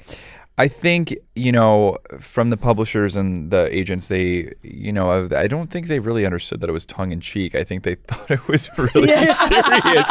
And they're like, well, you don't want to tell people you're writing a book for money and attention. And I'm like, no, I know that. That's the whole point, is like, you're going to get scrutinized for that. You're going to get shit for it. So you might as well make the joke about it. You might as well hit it while you can before anyone else does. It's being self-aware, because there are so many memoirs now, Yes. and everybody writes a book, but they're all so interesting. Learning about people and being so honest about your life is incredibly interesting, especially everything that you wrote about in this memoir. We want to dive into all of it. Were you nervous to release the book? Did you warn anybody who was mentioned? Anything of that sort? Yeah, no, I was nervous for sure, and it was like I had I felt like I had a vulnerability hangover where I'm like, did I do too much? And then, but ultimately, it doesn't belong to me anymore. Like, I released it, and it's not mine anymore, and it's not up to me. Whatever people think about it is none of my business. And the people that do matter and I do care about, they did read it for the most part. Or maybe they lied to me, but my family, gave me the stamp of approval of talking about these like really dark, crazy things that are in the book. But yeah, I go back and forth, and I like to pretend I don't care and it's going to be fine. But there's moments where I'm like, did I need to say about my 2 STDs? And then it became a clickbait for all over the internet. But whatever. They're easy ones. They're mild. Right. And you mentioned a line that I think is very interesting, that you said, like, it's none of their business what they think about me. Yeah. Which is so funny, because I feel like, you tell yourself that. We all tell ourselves that. But on the other side of it, you're like, but I'm nosy. Yeah. And I do want to know what they think of me. I do, and I always probably will, but it won't consume me in the way that it used to before. Like, I used to look for bad stuff, and it would fuel this dark part of my brain that like was like, I want to read all the negative things. I got off on it, but now, of course, I'm gonna look at reviews. Of course, I'm gonna like see what people connected to the book, but I just don't let it take over my life like it once did. Yeah, and I think that there's a way, especially with the like life that you've lived, where there's times where it's like you get to tell the story your own way, and not like, oh, this got posted online somewhere, now I'm being asked about it, this story like spiraled. It's kind of a way to be like, well, now here's literally everything, and now you all know everything. Right. No, I agree with that, and I feel like I'm not great at speaking sometimes. So I'm like, every time someone asks me a question that I've been asked a bunch, I'm like, I'm just gonna put it in a book and be like, here it is. I'm gonna write it out much better than however I'm gonna tell it, and you're not gonna hear this, just manufactured version of the story that's been, like a game of telephone of what is the truth. Exactly. Like, there's so many things out there that are just not true. I was really pleasantly surprised, and I also think it's because I personally have the worst memory. Like, I cannot remember things from like last month. Yeah. So anybody that can write a book like this where there are very detailed childhood memories. Yeah. I'm like, I don't know how, like, did you have any issues kind of reaching back to that time of your life? Well, luckily I had all these journals that I kept my whole entire life. A lot of them I lied to, so that wasn't helpful. Yeah, right. I was just fully lying about my whole entire life to myself. But I think I say a line in the opening of the book that's like, some things have been embellished and my version or my perspective of what I think is true, and that's how stories are told. But everything in there is factual. The dialogue is for sure. I don't remember what the fuck I said when I was 6 years old, but there's that part of me that's gonna embellish it and make it sound more interesting for the sake of telling a story. Yeah. Yeah. What inspired you to start journaling? And were you so happy when you decided to write a book? You're like, I do have all these journals.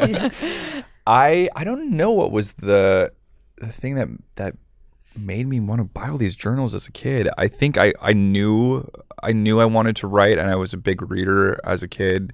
I mean, like Shel Silverstein and like children's books, but I just loved books. So I think at an early age I think I watched Harriet the Spy, and I saw that she had like a little notebook, and I just wanted to copy her and record everything down and I just wanted to tell stories all the time. So I was crafting it in my notebook before I would lie to people about it. I'm gonna really make sure this story pops first. Yeah, exactly. And you are like a self-admitted liar, you say. Yeah, self-proclaimed liar. You're a self-proclaimed liar. And, Mike White, that's written on the back of the book. But you're so honest in here. Yeah.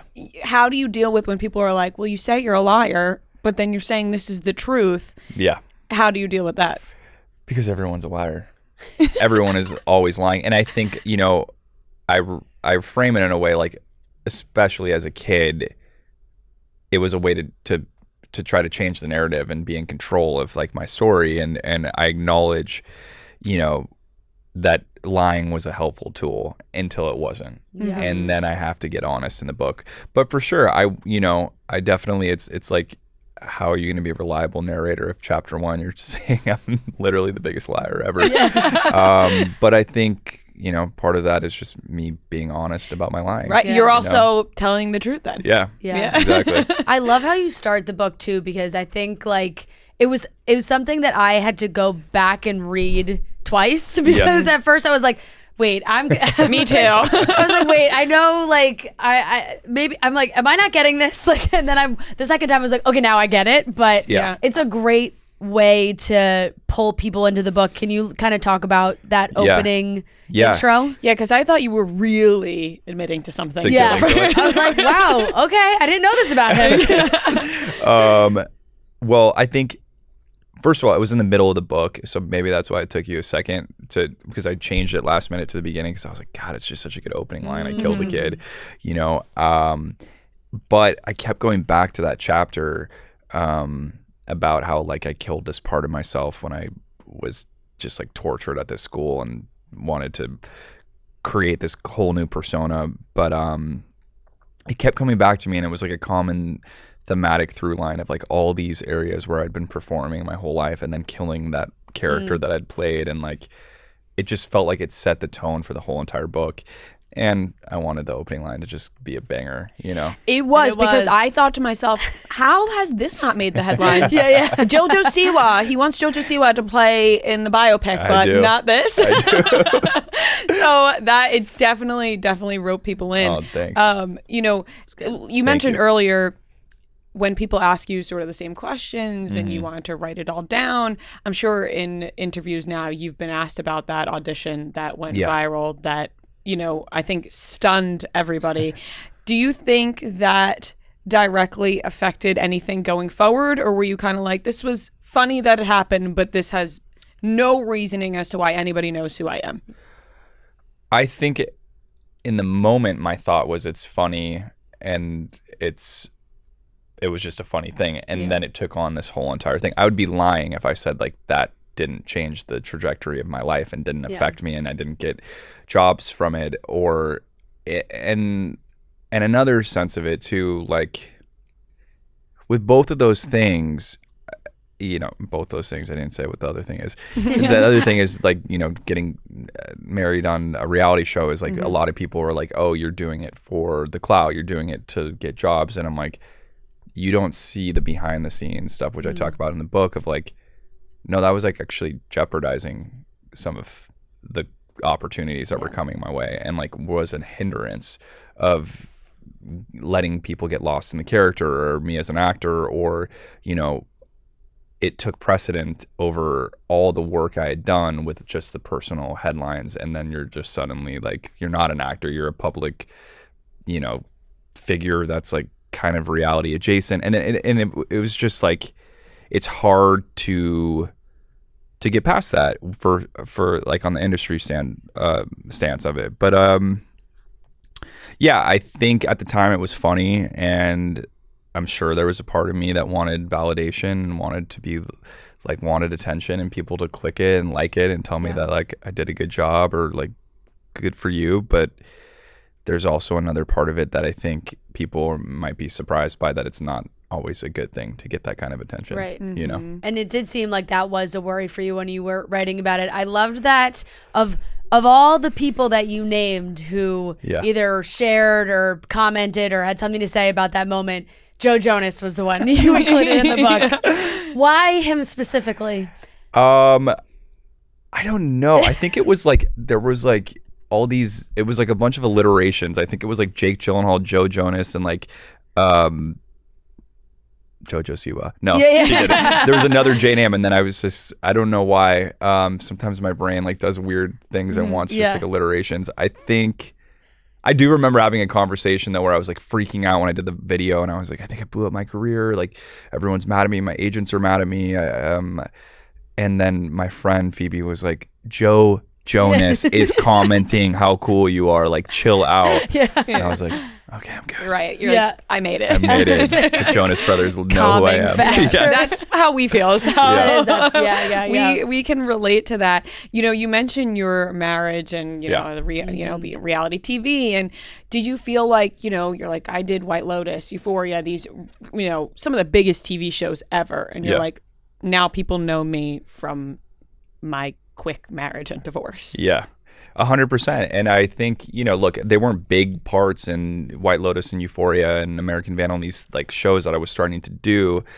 And so it was like a weird thing where most people, they become a working actor and then they start to experience fame and like being a public figure. And in a way I was like, my trajectory was kind of backwards. It's like I had these moments of being a public figure before I was recognized for the acting. So it like was just confusing for other people and confusing for myself. And I just think I didn't prepare myself or realize how powerful the internet is, you know, and like virality is such a crazy, weird thing, and people can be famous in 5 seconds now for anything. And it's just, I think dealing with that and just not really feeling like my work was, you know, I wasn't like getting appreciated for the work or like I had really made a name for myself or done enough. I was like, wait, I don't deserve this recognition, or I don't deserve, not that I'm that famous, but like for a moment in that week where that viral video happened or the marriage happened, it did feel like, well, I didn't even make my mark as an actor yet. Like, this is not what it's about. This is not what I wanted. You know, and it's, I think that's the whole thing with this book. It's like the title's very tongue-in-cheek and very like self-deprecating and aware, but it's like, it was true. Like I wanted attention, I wanted validation, I wanted fame, and then I got it, and then I was like, wait, I don't want it now. I don't want this kind. It's too much. Is it hard for you to relive, you know, especially the marriage? You write about it in the book, but now you're doing press interviews, you're talking about it a lot. Is that hard for you? I mean, it was like 3 months. Right. I mean, to be honest with you, it's not that hard. I think the hard stuff for me to talk about is probably the mental health and the sexuality, and that, you know, which is weird. I don't like that I have, or I still do have shame, or I feel like little when I talk about it. But those things for me were harder to put down into words and like really dig deep and not, you know, I do have a lot of jokes in here and lead with humor, but like, I'm like, okay, maybe I can go deep. Maybe I can actually get down to what it is at the core. You really write about your relationship with your mom in the book, which it just seems awesome. She's a badass. And that's one area specifically, I think, having that kind of conversation about your sexuality with your mom and putting that in the book. What was that conversation like to have with her? I mean, I'm so lucky. Yeah. I'm so grateful. I think in my head, I thought I wasn't going to be loved by her if she knew about my sexuality. I don't know what made me have this untrue theory that I was going to be unlovable. And then just to have her be so cool about it and be like, oh, great, let me meet your boyfriend. Let's do it right now. Why would you hide that from me? Like, you're a freak. Not because you're gay, but because you're hiding your boyfriend. What the hell? And look, I feel like I'm a very specific, or not specific, but I'm very grateful that everyone was really cool to me, and anyone who wasn't that cool to me, they weren't that important to me. So I'm very lucky in that sense. Yeah. Right. Yeah. Anybody who wasn't cool, but they just don't belong in your life, and they're not cool in general. You don't want their approval. Loser. Exactly. Yeah. Yeah. They're freaks. Yeah, they're freaks. Exactly. And you talk about your mental health. You talk about borderline personality disorder. Yeah. What led you to that diagnosis? Honestly, what led me to the diagnosis was being in a relationship, not the public marriage relationship, but a relationship right before it, where basically I was ghosted, cheated on, and my sense of self, everything was just completely lost, and I spiraled. I lost it. I was unable to go to work, unable to be a good friend, be a good family member. I just was a mess. And finally I got to the point where my family and my reps actually were like, you actually have to go somewhere and figure this shit out, because you running away to go on this manic episode to Miami and cry on set is not working, and you're becoming a liability. And so for me, I felt like once I got that diagnosis and went to this facility and got the help and the right help, it was a long journey. We had some detours, as you'll find out in the book, but once I figured it out, it was filled with shame, and I was like, I need to keep this on the DL. I'm just starting as an actor. You don't want to put that out there. You don't want people to know that you're a liability, quote unquote. And when writing the book, I was like, screw that. Let's stop stigmatizing it. Let's stop, having all these misconceived ideas about this disorder. And I'm not a liability anymore. I'm not a nightmare to work with. I'm not, I just had this moment in time, and it's a part of me, but it doesn't define me. And you can get better. And if I can help anyone out there reading the book, that's amazing. Yeah. Yeah. Absolutely. I was going to say, I hope you know how many people you really are helping and how many people can relate to this. And that's nice. Seeing someone like you who is so successful be so honest about this. And like you said, it's destigmatizing it. It's you're not hard to work with. You're not hard to be with. Yeah. It's not any of these things. People can relate to that. Thank you for saying that. Yeah, I think I was inspired by other people's stories that were more brave than I was, like Julia Fox and other people who are, I know for a fact, are lovely to work with and incredible and so talented and had the courage to share their story. I was like, I need to stop keeping this a secret. And also I don't like that it is something that feels like it needs to be a secret. I just think that's bullshit. Yeah, absolutely. Right. And it can also help people who, may be going through something and they don't know why they're going through something. Yeah. They're like, oh, well, maybe I can talk to somebody about this and, find the answers themselves. So I think it's fantastic that you're opening up about everything in here. Yeah, absolutely. I think that seeing it talked about in a normal way from someone who, you see the success, it does make you think oh, it's not bad. It's not, people are going to go, ooh, that's the case there. So that is so true. I think hearing also reading about the journey from childhood into the relationships with your brothers and everything, it all makes sense. You know what? I think when you jump around, you hear this story, that story, whatever, and then you're like, oh, but when you start from the beginning and make your way through, it's like, oh, well, all of these things certainly add up. And I know that's what everyone says when you finally start going to therapy and everything, and they're like, well, let's talk about your childhood, because that's probably the root of a lot of things. It is, and this disorder is rooted in trauma. It's from trauma, and I think writing this book, and a lot of people don't have the luxury to take a year to just write a book and go deep on themselves, but it makes sense. And I think for so long I was like hard on that 15-year-old kid. I was like, why was I so chaotic? Why was I so impulsive? Why were these relationships so And you saw intense? a lot. I saw a lot, and I dealt with a lot, and I didn't have the tools. So I was just, I think like even the drugs and the dealing and the fighting and the this and that, like that was just all ways to A, want to connect, and B, want to feel something, because I didn't know what to do with all my feelings and all my shit. So I think suddenly, there was resistance in getting this disorder, and like wanting to be like, fuck that, I'm not going to label myself that, and I'm not going to put this like stamp on me forever. But then you look at the series of events that took me here, and I can have compassion and be like, I love that kid. I'm so grateful for that 15-year-old psychopath. I love him, he was amazing, and he was just doing the best he could and didn't have the right tools, and ultimately that part of me that was a little brash or impulsive, like led me to where I am now, and was helpful and useful. You can totally tell that storyteller was in you from the beginning. When do you think you realized, like, I want to use that to become an actor?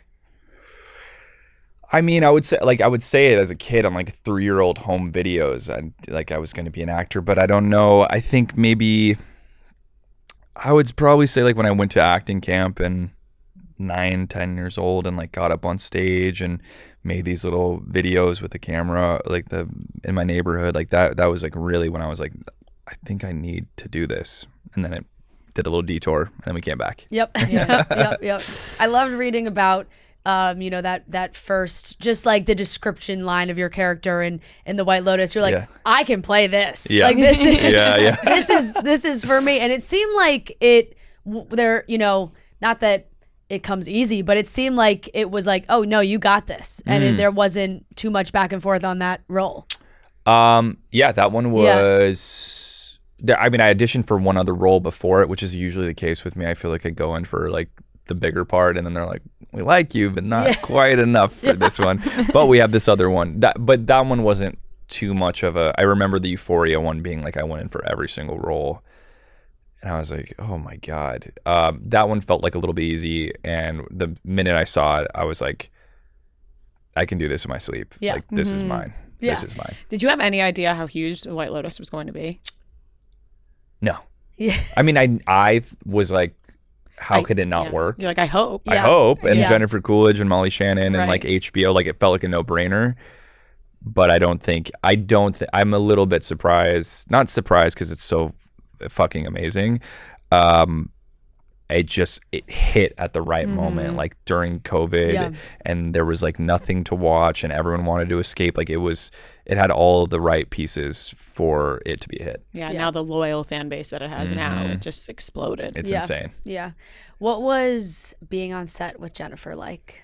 Everything you would want it to be and more. Like, she is so funny and just so kind. Like, I think that she has been around so long, and I think that is the people that stick around are because like they're good people. Like, I think you can be very talented, but if you're not a good person, like you'll get weeded out, like people just don't want to work with nightmares anymore. And she is the kindest person ever. I remember when we left, the whole hotel staff was actually crying when she left.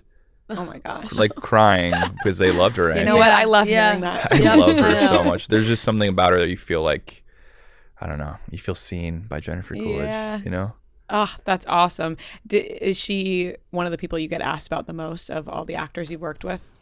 Yeah, I would say Coolidge is up there. Coolidge is probably has to be, right? Yeah, Coolidge and Jake Gyllenhaal probably is the most. Yeah, I think can't imagine, because I feel like she's one of those people that you hope she's exactly Yeah. as she is. Yeah. And then you see her in interviews or at an award show and you're like, oh, she totally is. Yeah. Like, you're like, what what was just the Emmys, I think, or It might have been the Emmys. Yeah. Yeah, it was the Emmys. Yeah. Where I was like, they're joking about rushing everybody off the stage, but Jennifer Coolidge will have, that was like 5 minutes for her. Yeah. And I feel like you presenting. You can tell like she's not somebody who can hide themselves. No. Like that is not a No. character. She is not hiding herself. She's not changing herself for No, anybody. she's not. She's not shape-shifting to like make anyone happy. Yeah. I like want to inherit that part of of her and be like, oh, like she doesn't try to people please in any way. I mean, she's just a kind person, but what you see is what you get with her, and you're like, I love that about her. I know. It is inspiring, right? It You're is like, inspiring. I just want to be that. I want to be that unapologetically myself, and that like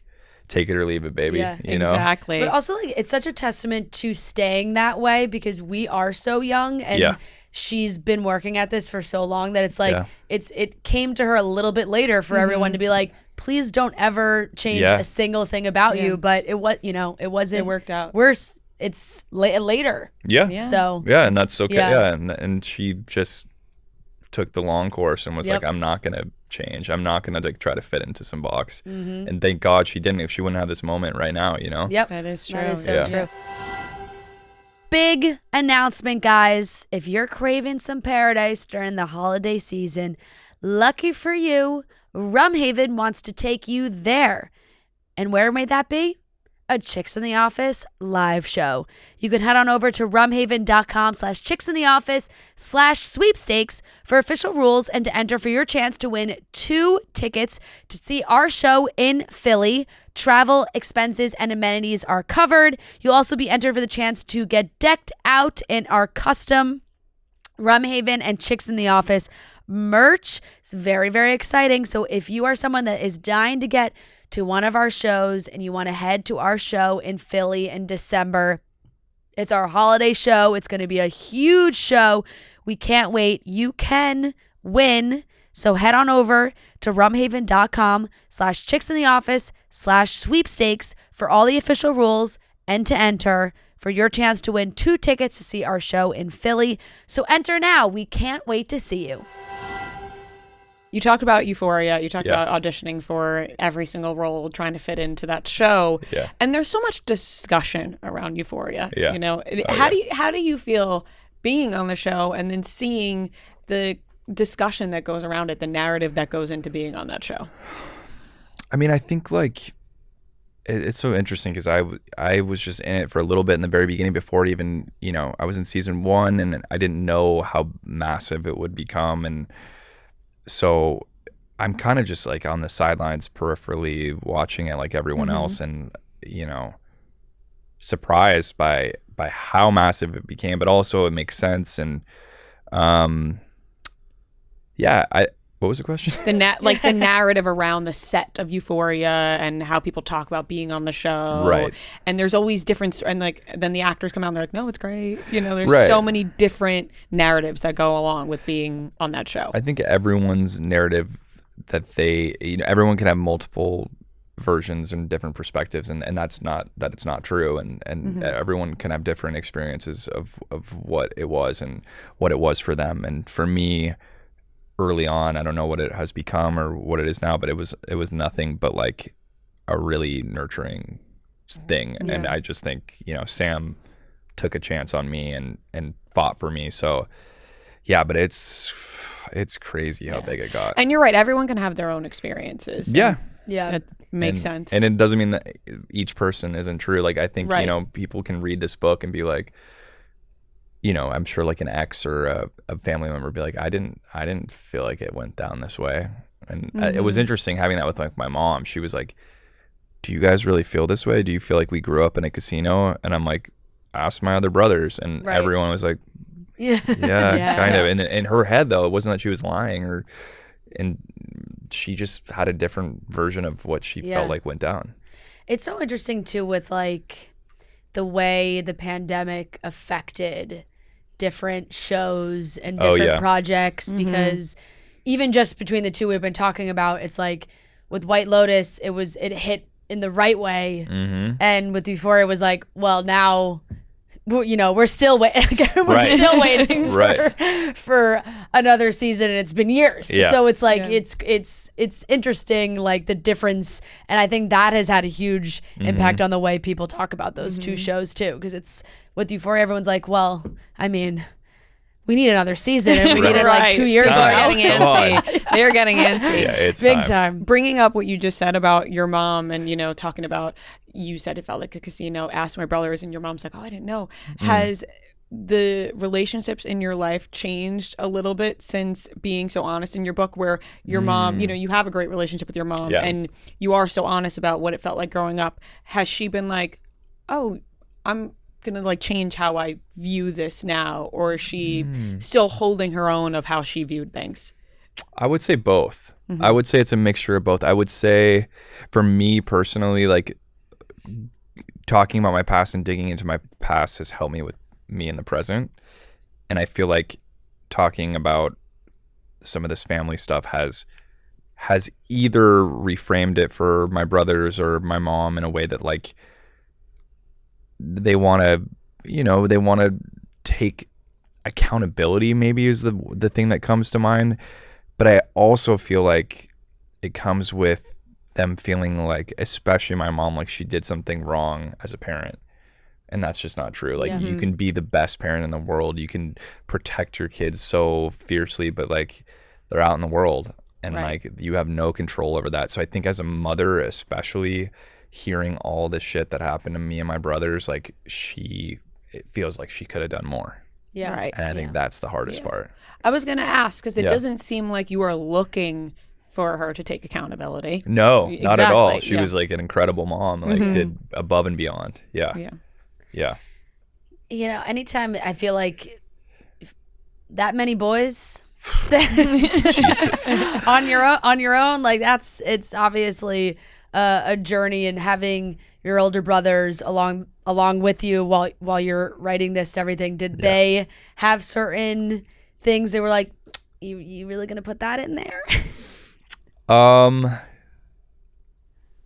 That's a good question. I think, the thing that comes to mind is one of my brothers, Corey, who had a problem with heroin and all that crazy journey. And I think for him, I really wanted to be like, is it okay? Like, this is not your story to tell. So like there was definitely some things in the earlier drafts that were, people were like, please, you gotta cut that. And it was like too crazy for the book. But for him to be so honest and him to be okay with me sharing that he had shot up next to me as a 12-year-old boy and like wanting, I think what he felt like is like really, he felt passionate about these places like the wilderness camps and like these rehabs and exposing these places that hurt vulnerable people and abuse vulnerable people. And like he was like, if this is helpful in telling this story and to get to that part of shedding light on it, like, please, you got to go for it. Right.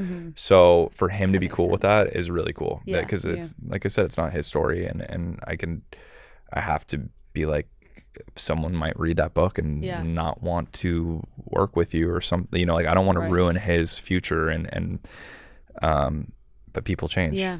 Right. And you're right, like two people can be a part of something, right? Like you are watching him shoot up next to you, you're 12 years old.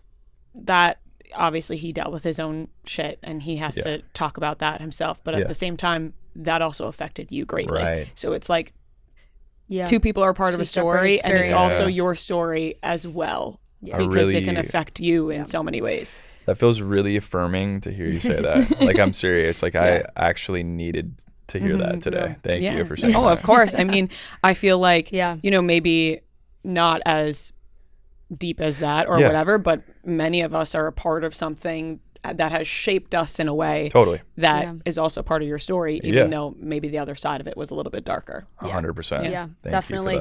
I was going to say that passage especially stood out to me too, I was like, he's certainly telling the whole story, and I think everyone reading it is going to really appreciate that and get to know you on such a deeper level, which is really cool, because it's like coming out of, I think, like you said, coming out of the recent reality TV, the relationship, I think it's like this it brings people back in. It's like, Yeah. wait a second, this is, you know, because reality TV does sometimes like put this film on people where you're like, oh, they're not like a real person, even though it's literally reality TV. But you're like, oh, them, come on, it's all for show now. Like, where's the substance? Right. That's all the substance is in here for Thank sure. you. And Thank even you with for that. family stuff, you know what I mean? Like, we see all these actors, we watch everybody on TV, even our friends, right?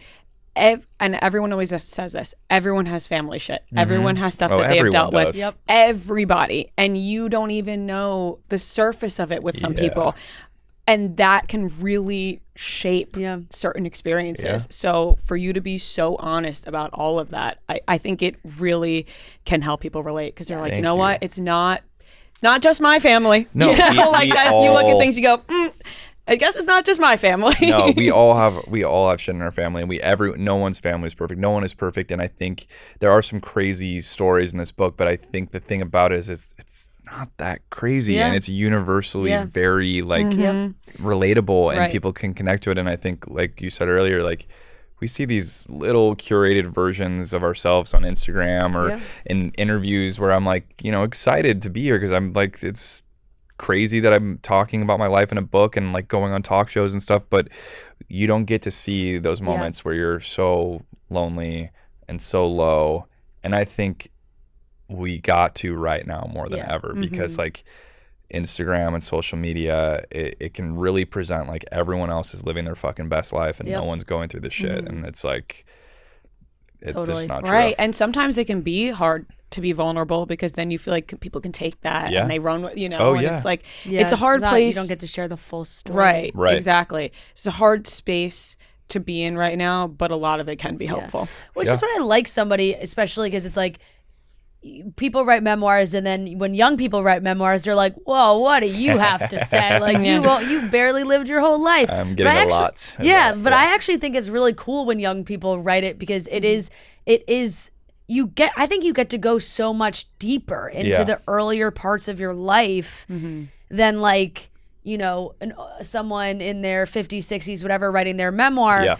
Their teen years is maybe a chapter. Like 100%. It's like they're, and sure, they have all this other stuff to share as well. Yeah. But like, I think other young people can relate to the young people writing their stories fully out like that. It's definitely a premature memoir, and I'm definitely very aware of it. Like, guess what? There can be another one. There can be another one. And I didn't want to forget all these good stories, or I'd be too old, like you said. And I think, you know, it's like people like Jeanette McCurdy and Julia Fox, who like, you know, were also just ripely 30, writing their things and coming into adulthood. And to me, I like those stories. I don't want to hear about anyone who has it all together and figured it out. Like, that's boring. Or like, you know, these huge names that have had these crazy, and that's cool to read too, but it feels so unattainable and so far-fetched from anything close to my existence, that like for me, those two books were the ones that I've like resonated with the most. Yeah, those are two great examples. Yeah. They We really are read great Jeanette ones. McCurdy's, had her on So to good. talk about it. Fantastic. And then Julia Fox, I cannot stop seeing people rave about her memoir. I It's just honestly incredible. downloaded it because I'm like, Oh my the God, way you're that gonna love people talk about her memoir, like Yeah. I've been seeing it nonstop lately. Yeah. They're It's just one like, of the it's best the books. greatest thing. She was right. It is a masterpiece. Yeah. And like, I cannot wait. it's Like incredible. The way that her prose, like the way that she writes, it's being fully transparent.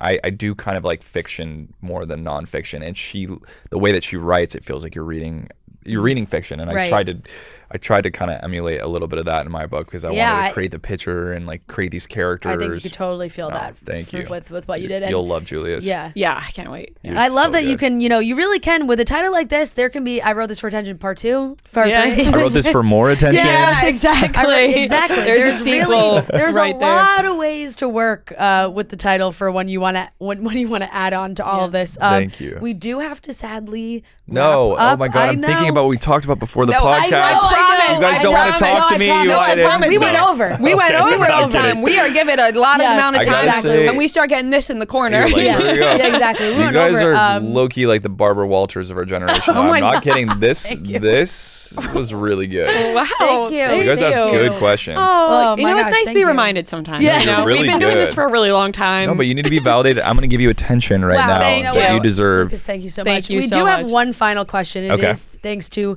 Armani Armani, Beauty, yes. one of our lovely sponsors. I worked with them once. Yes, they are.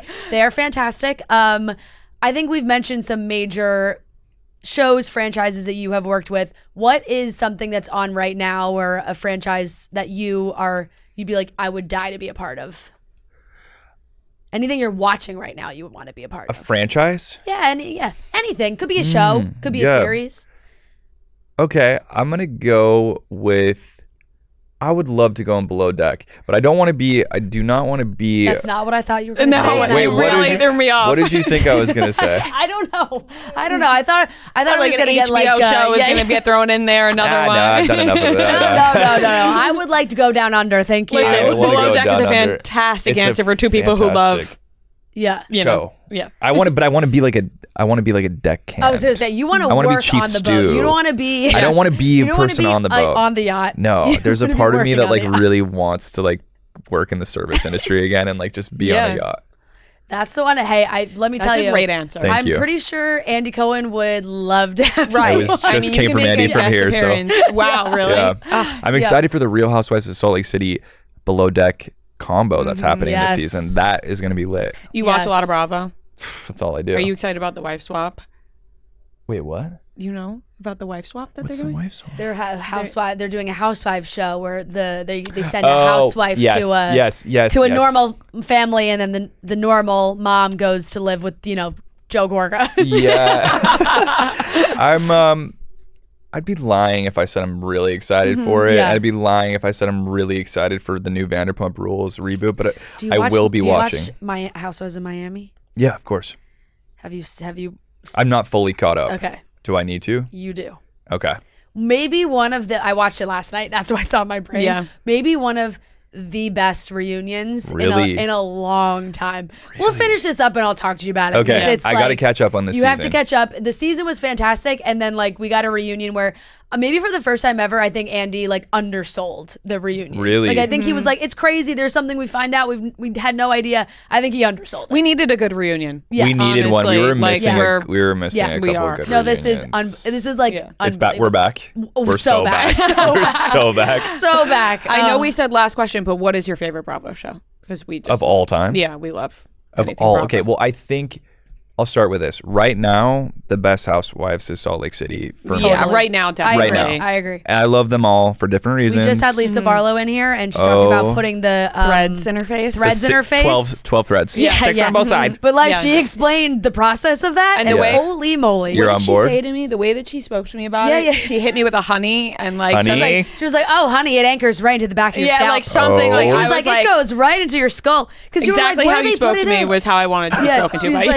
you. "Oh, honey, it locks right into your your skull." She is so crazy, but I amazing. can't help but love her. Oh, I mean, I love same. them all, and I vacillate between like wanting to kill them and loving them Oh, every yeah. other episode. But that's what you want. But that's what you want. Yeah. Lisa's really. You want to like hate them, Yeah. but love them. But yeah, exactly. They're doing their No. job then. Especially this season, I'm like, Lisa, what is going on? But at the same time, love her. I had a really hot take last night on Watch What Happens Live where I said I want a Jen Shaw back, and people Oh. were like, "No." Yeah. You know what? I But love I that feel hot. But that's a hot. When people are I asked get for a what you're hot saying take, with that, that's yes. a hot take. I wanted to give him a hot take. There's very lukewarm takes sometimes on that show. I'm like, Yeah. That's let's a hot give him take. a hot take, and also that doesn't mean I agree with her. I think that she is truly evil. Yeah.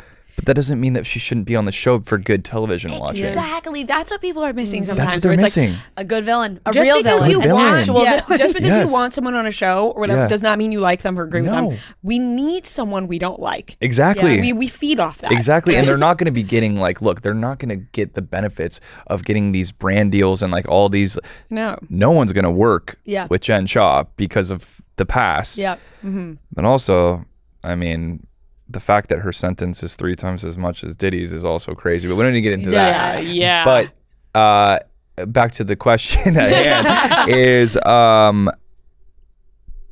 Vanderpump Rules is the best one of all time. Yeah, it's probably one of the best reality shows ever made. Seasons 1 through 3, especially. Like, it's just unbeatable. No contest. OG Stassi, Jax. Like Jax, Lorelai. Yeah. Oh my god. Like, just like they right. can't. Talk about another person that you're like, you made it on reality TV for so long, in, being as insane as you were. Jax. We're the Millers. We're the Millers. Yeah.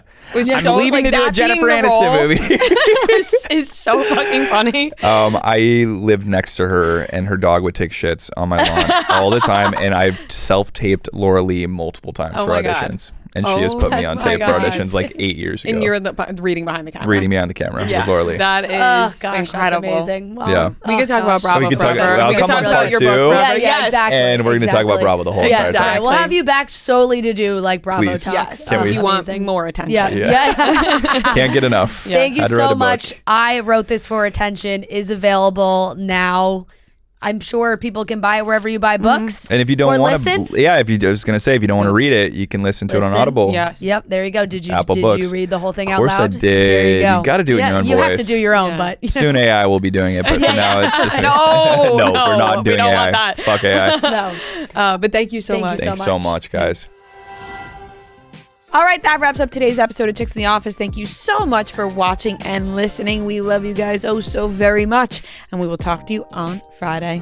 Goodbye. Yeah, Chicks in the Office, long-time listener, first-time caller. Look at the charts, who does it the best? 2 chicks getting paid in reality checks. You can find them at the gym, it's not even a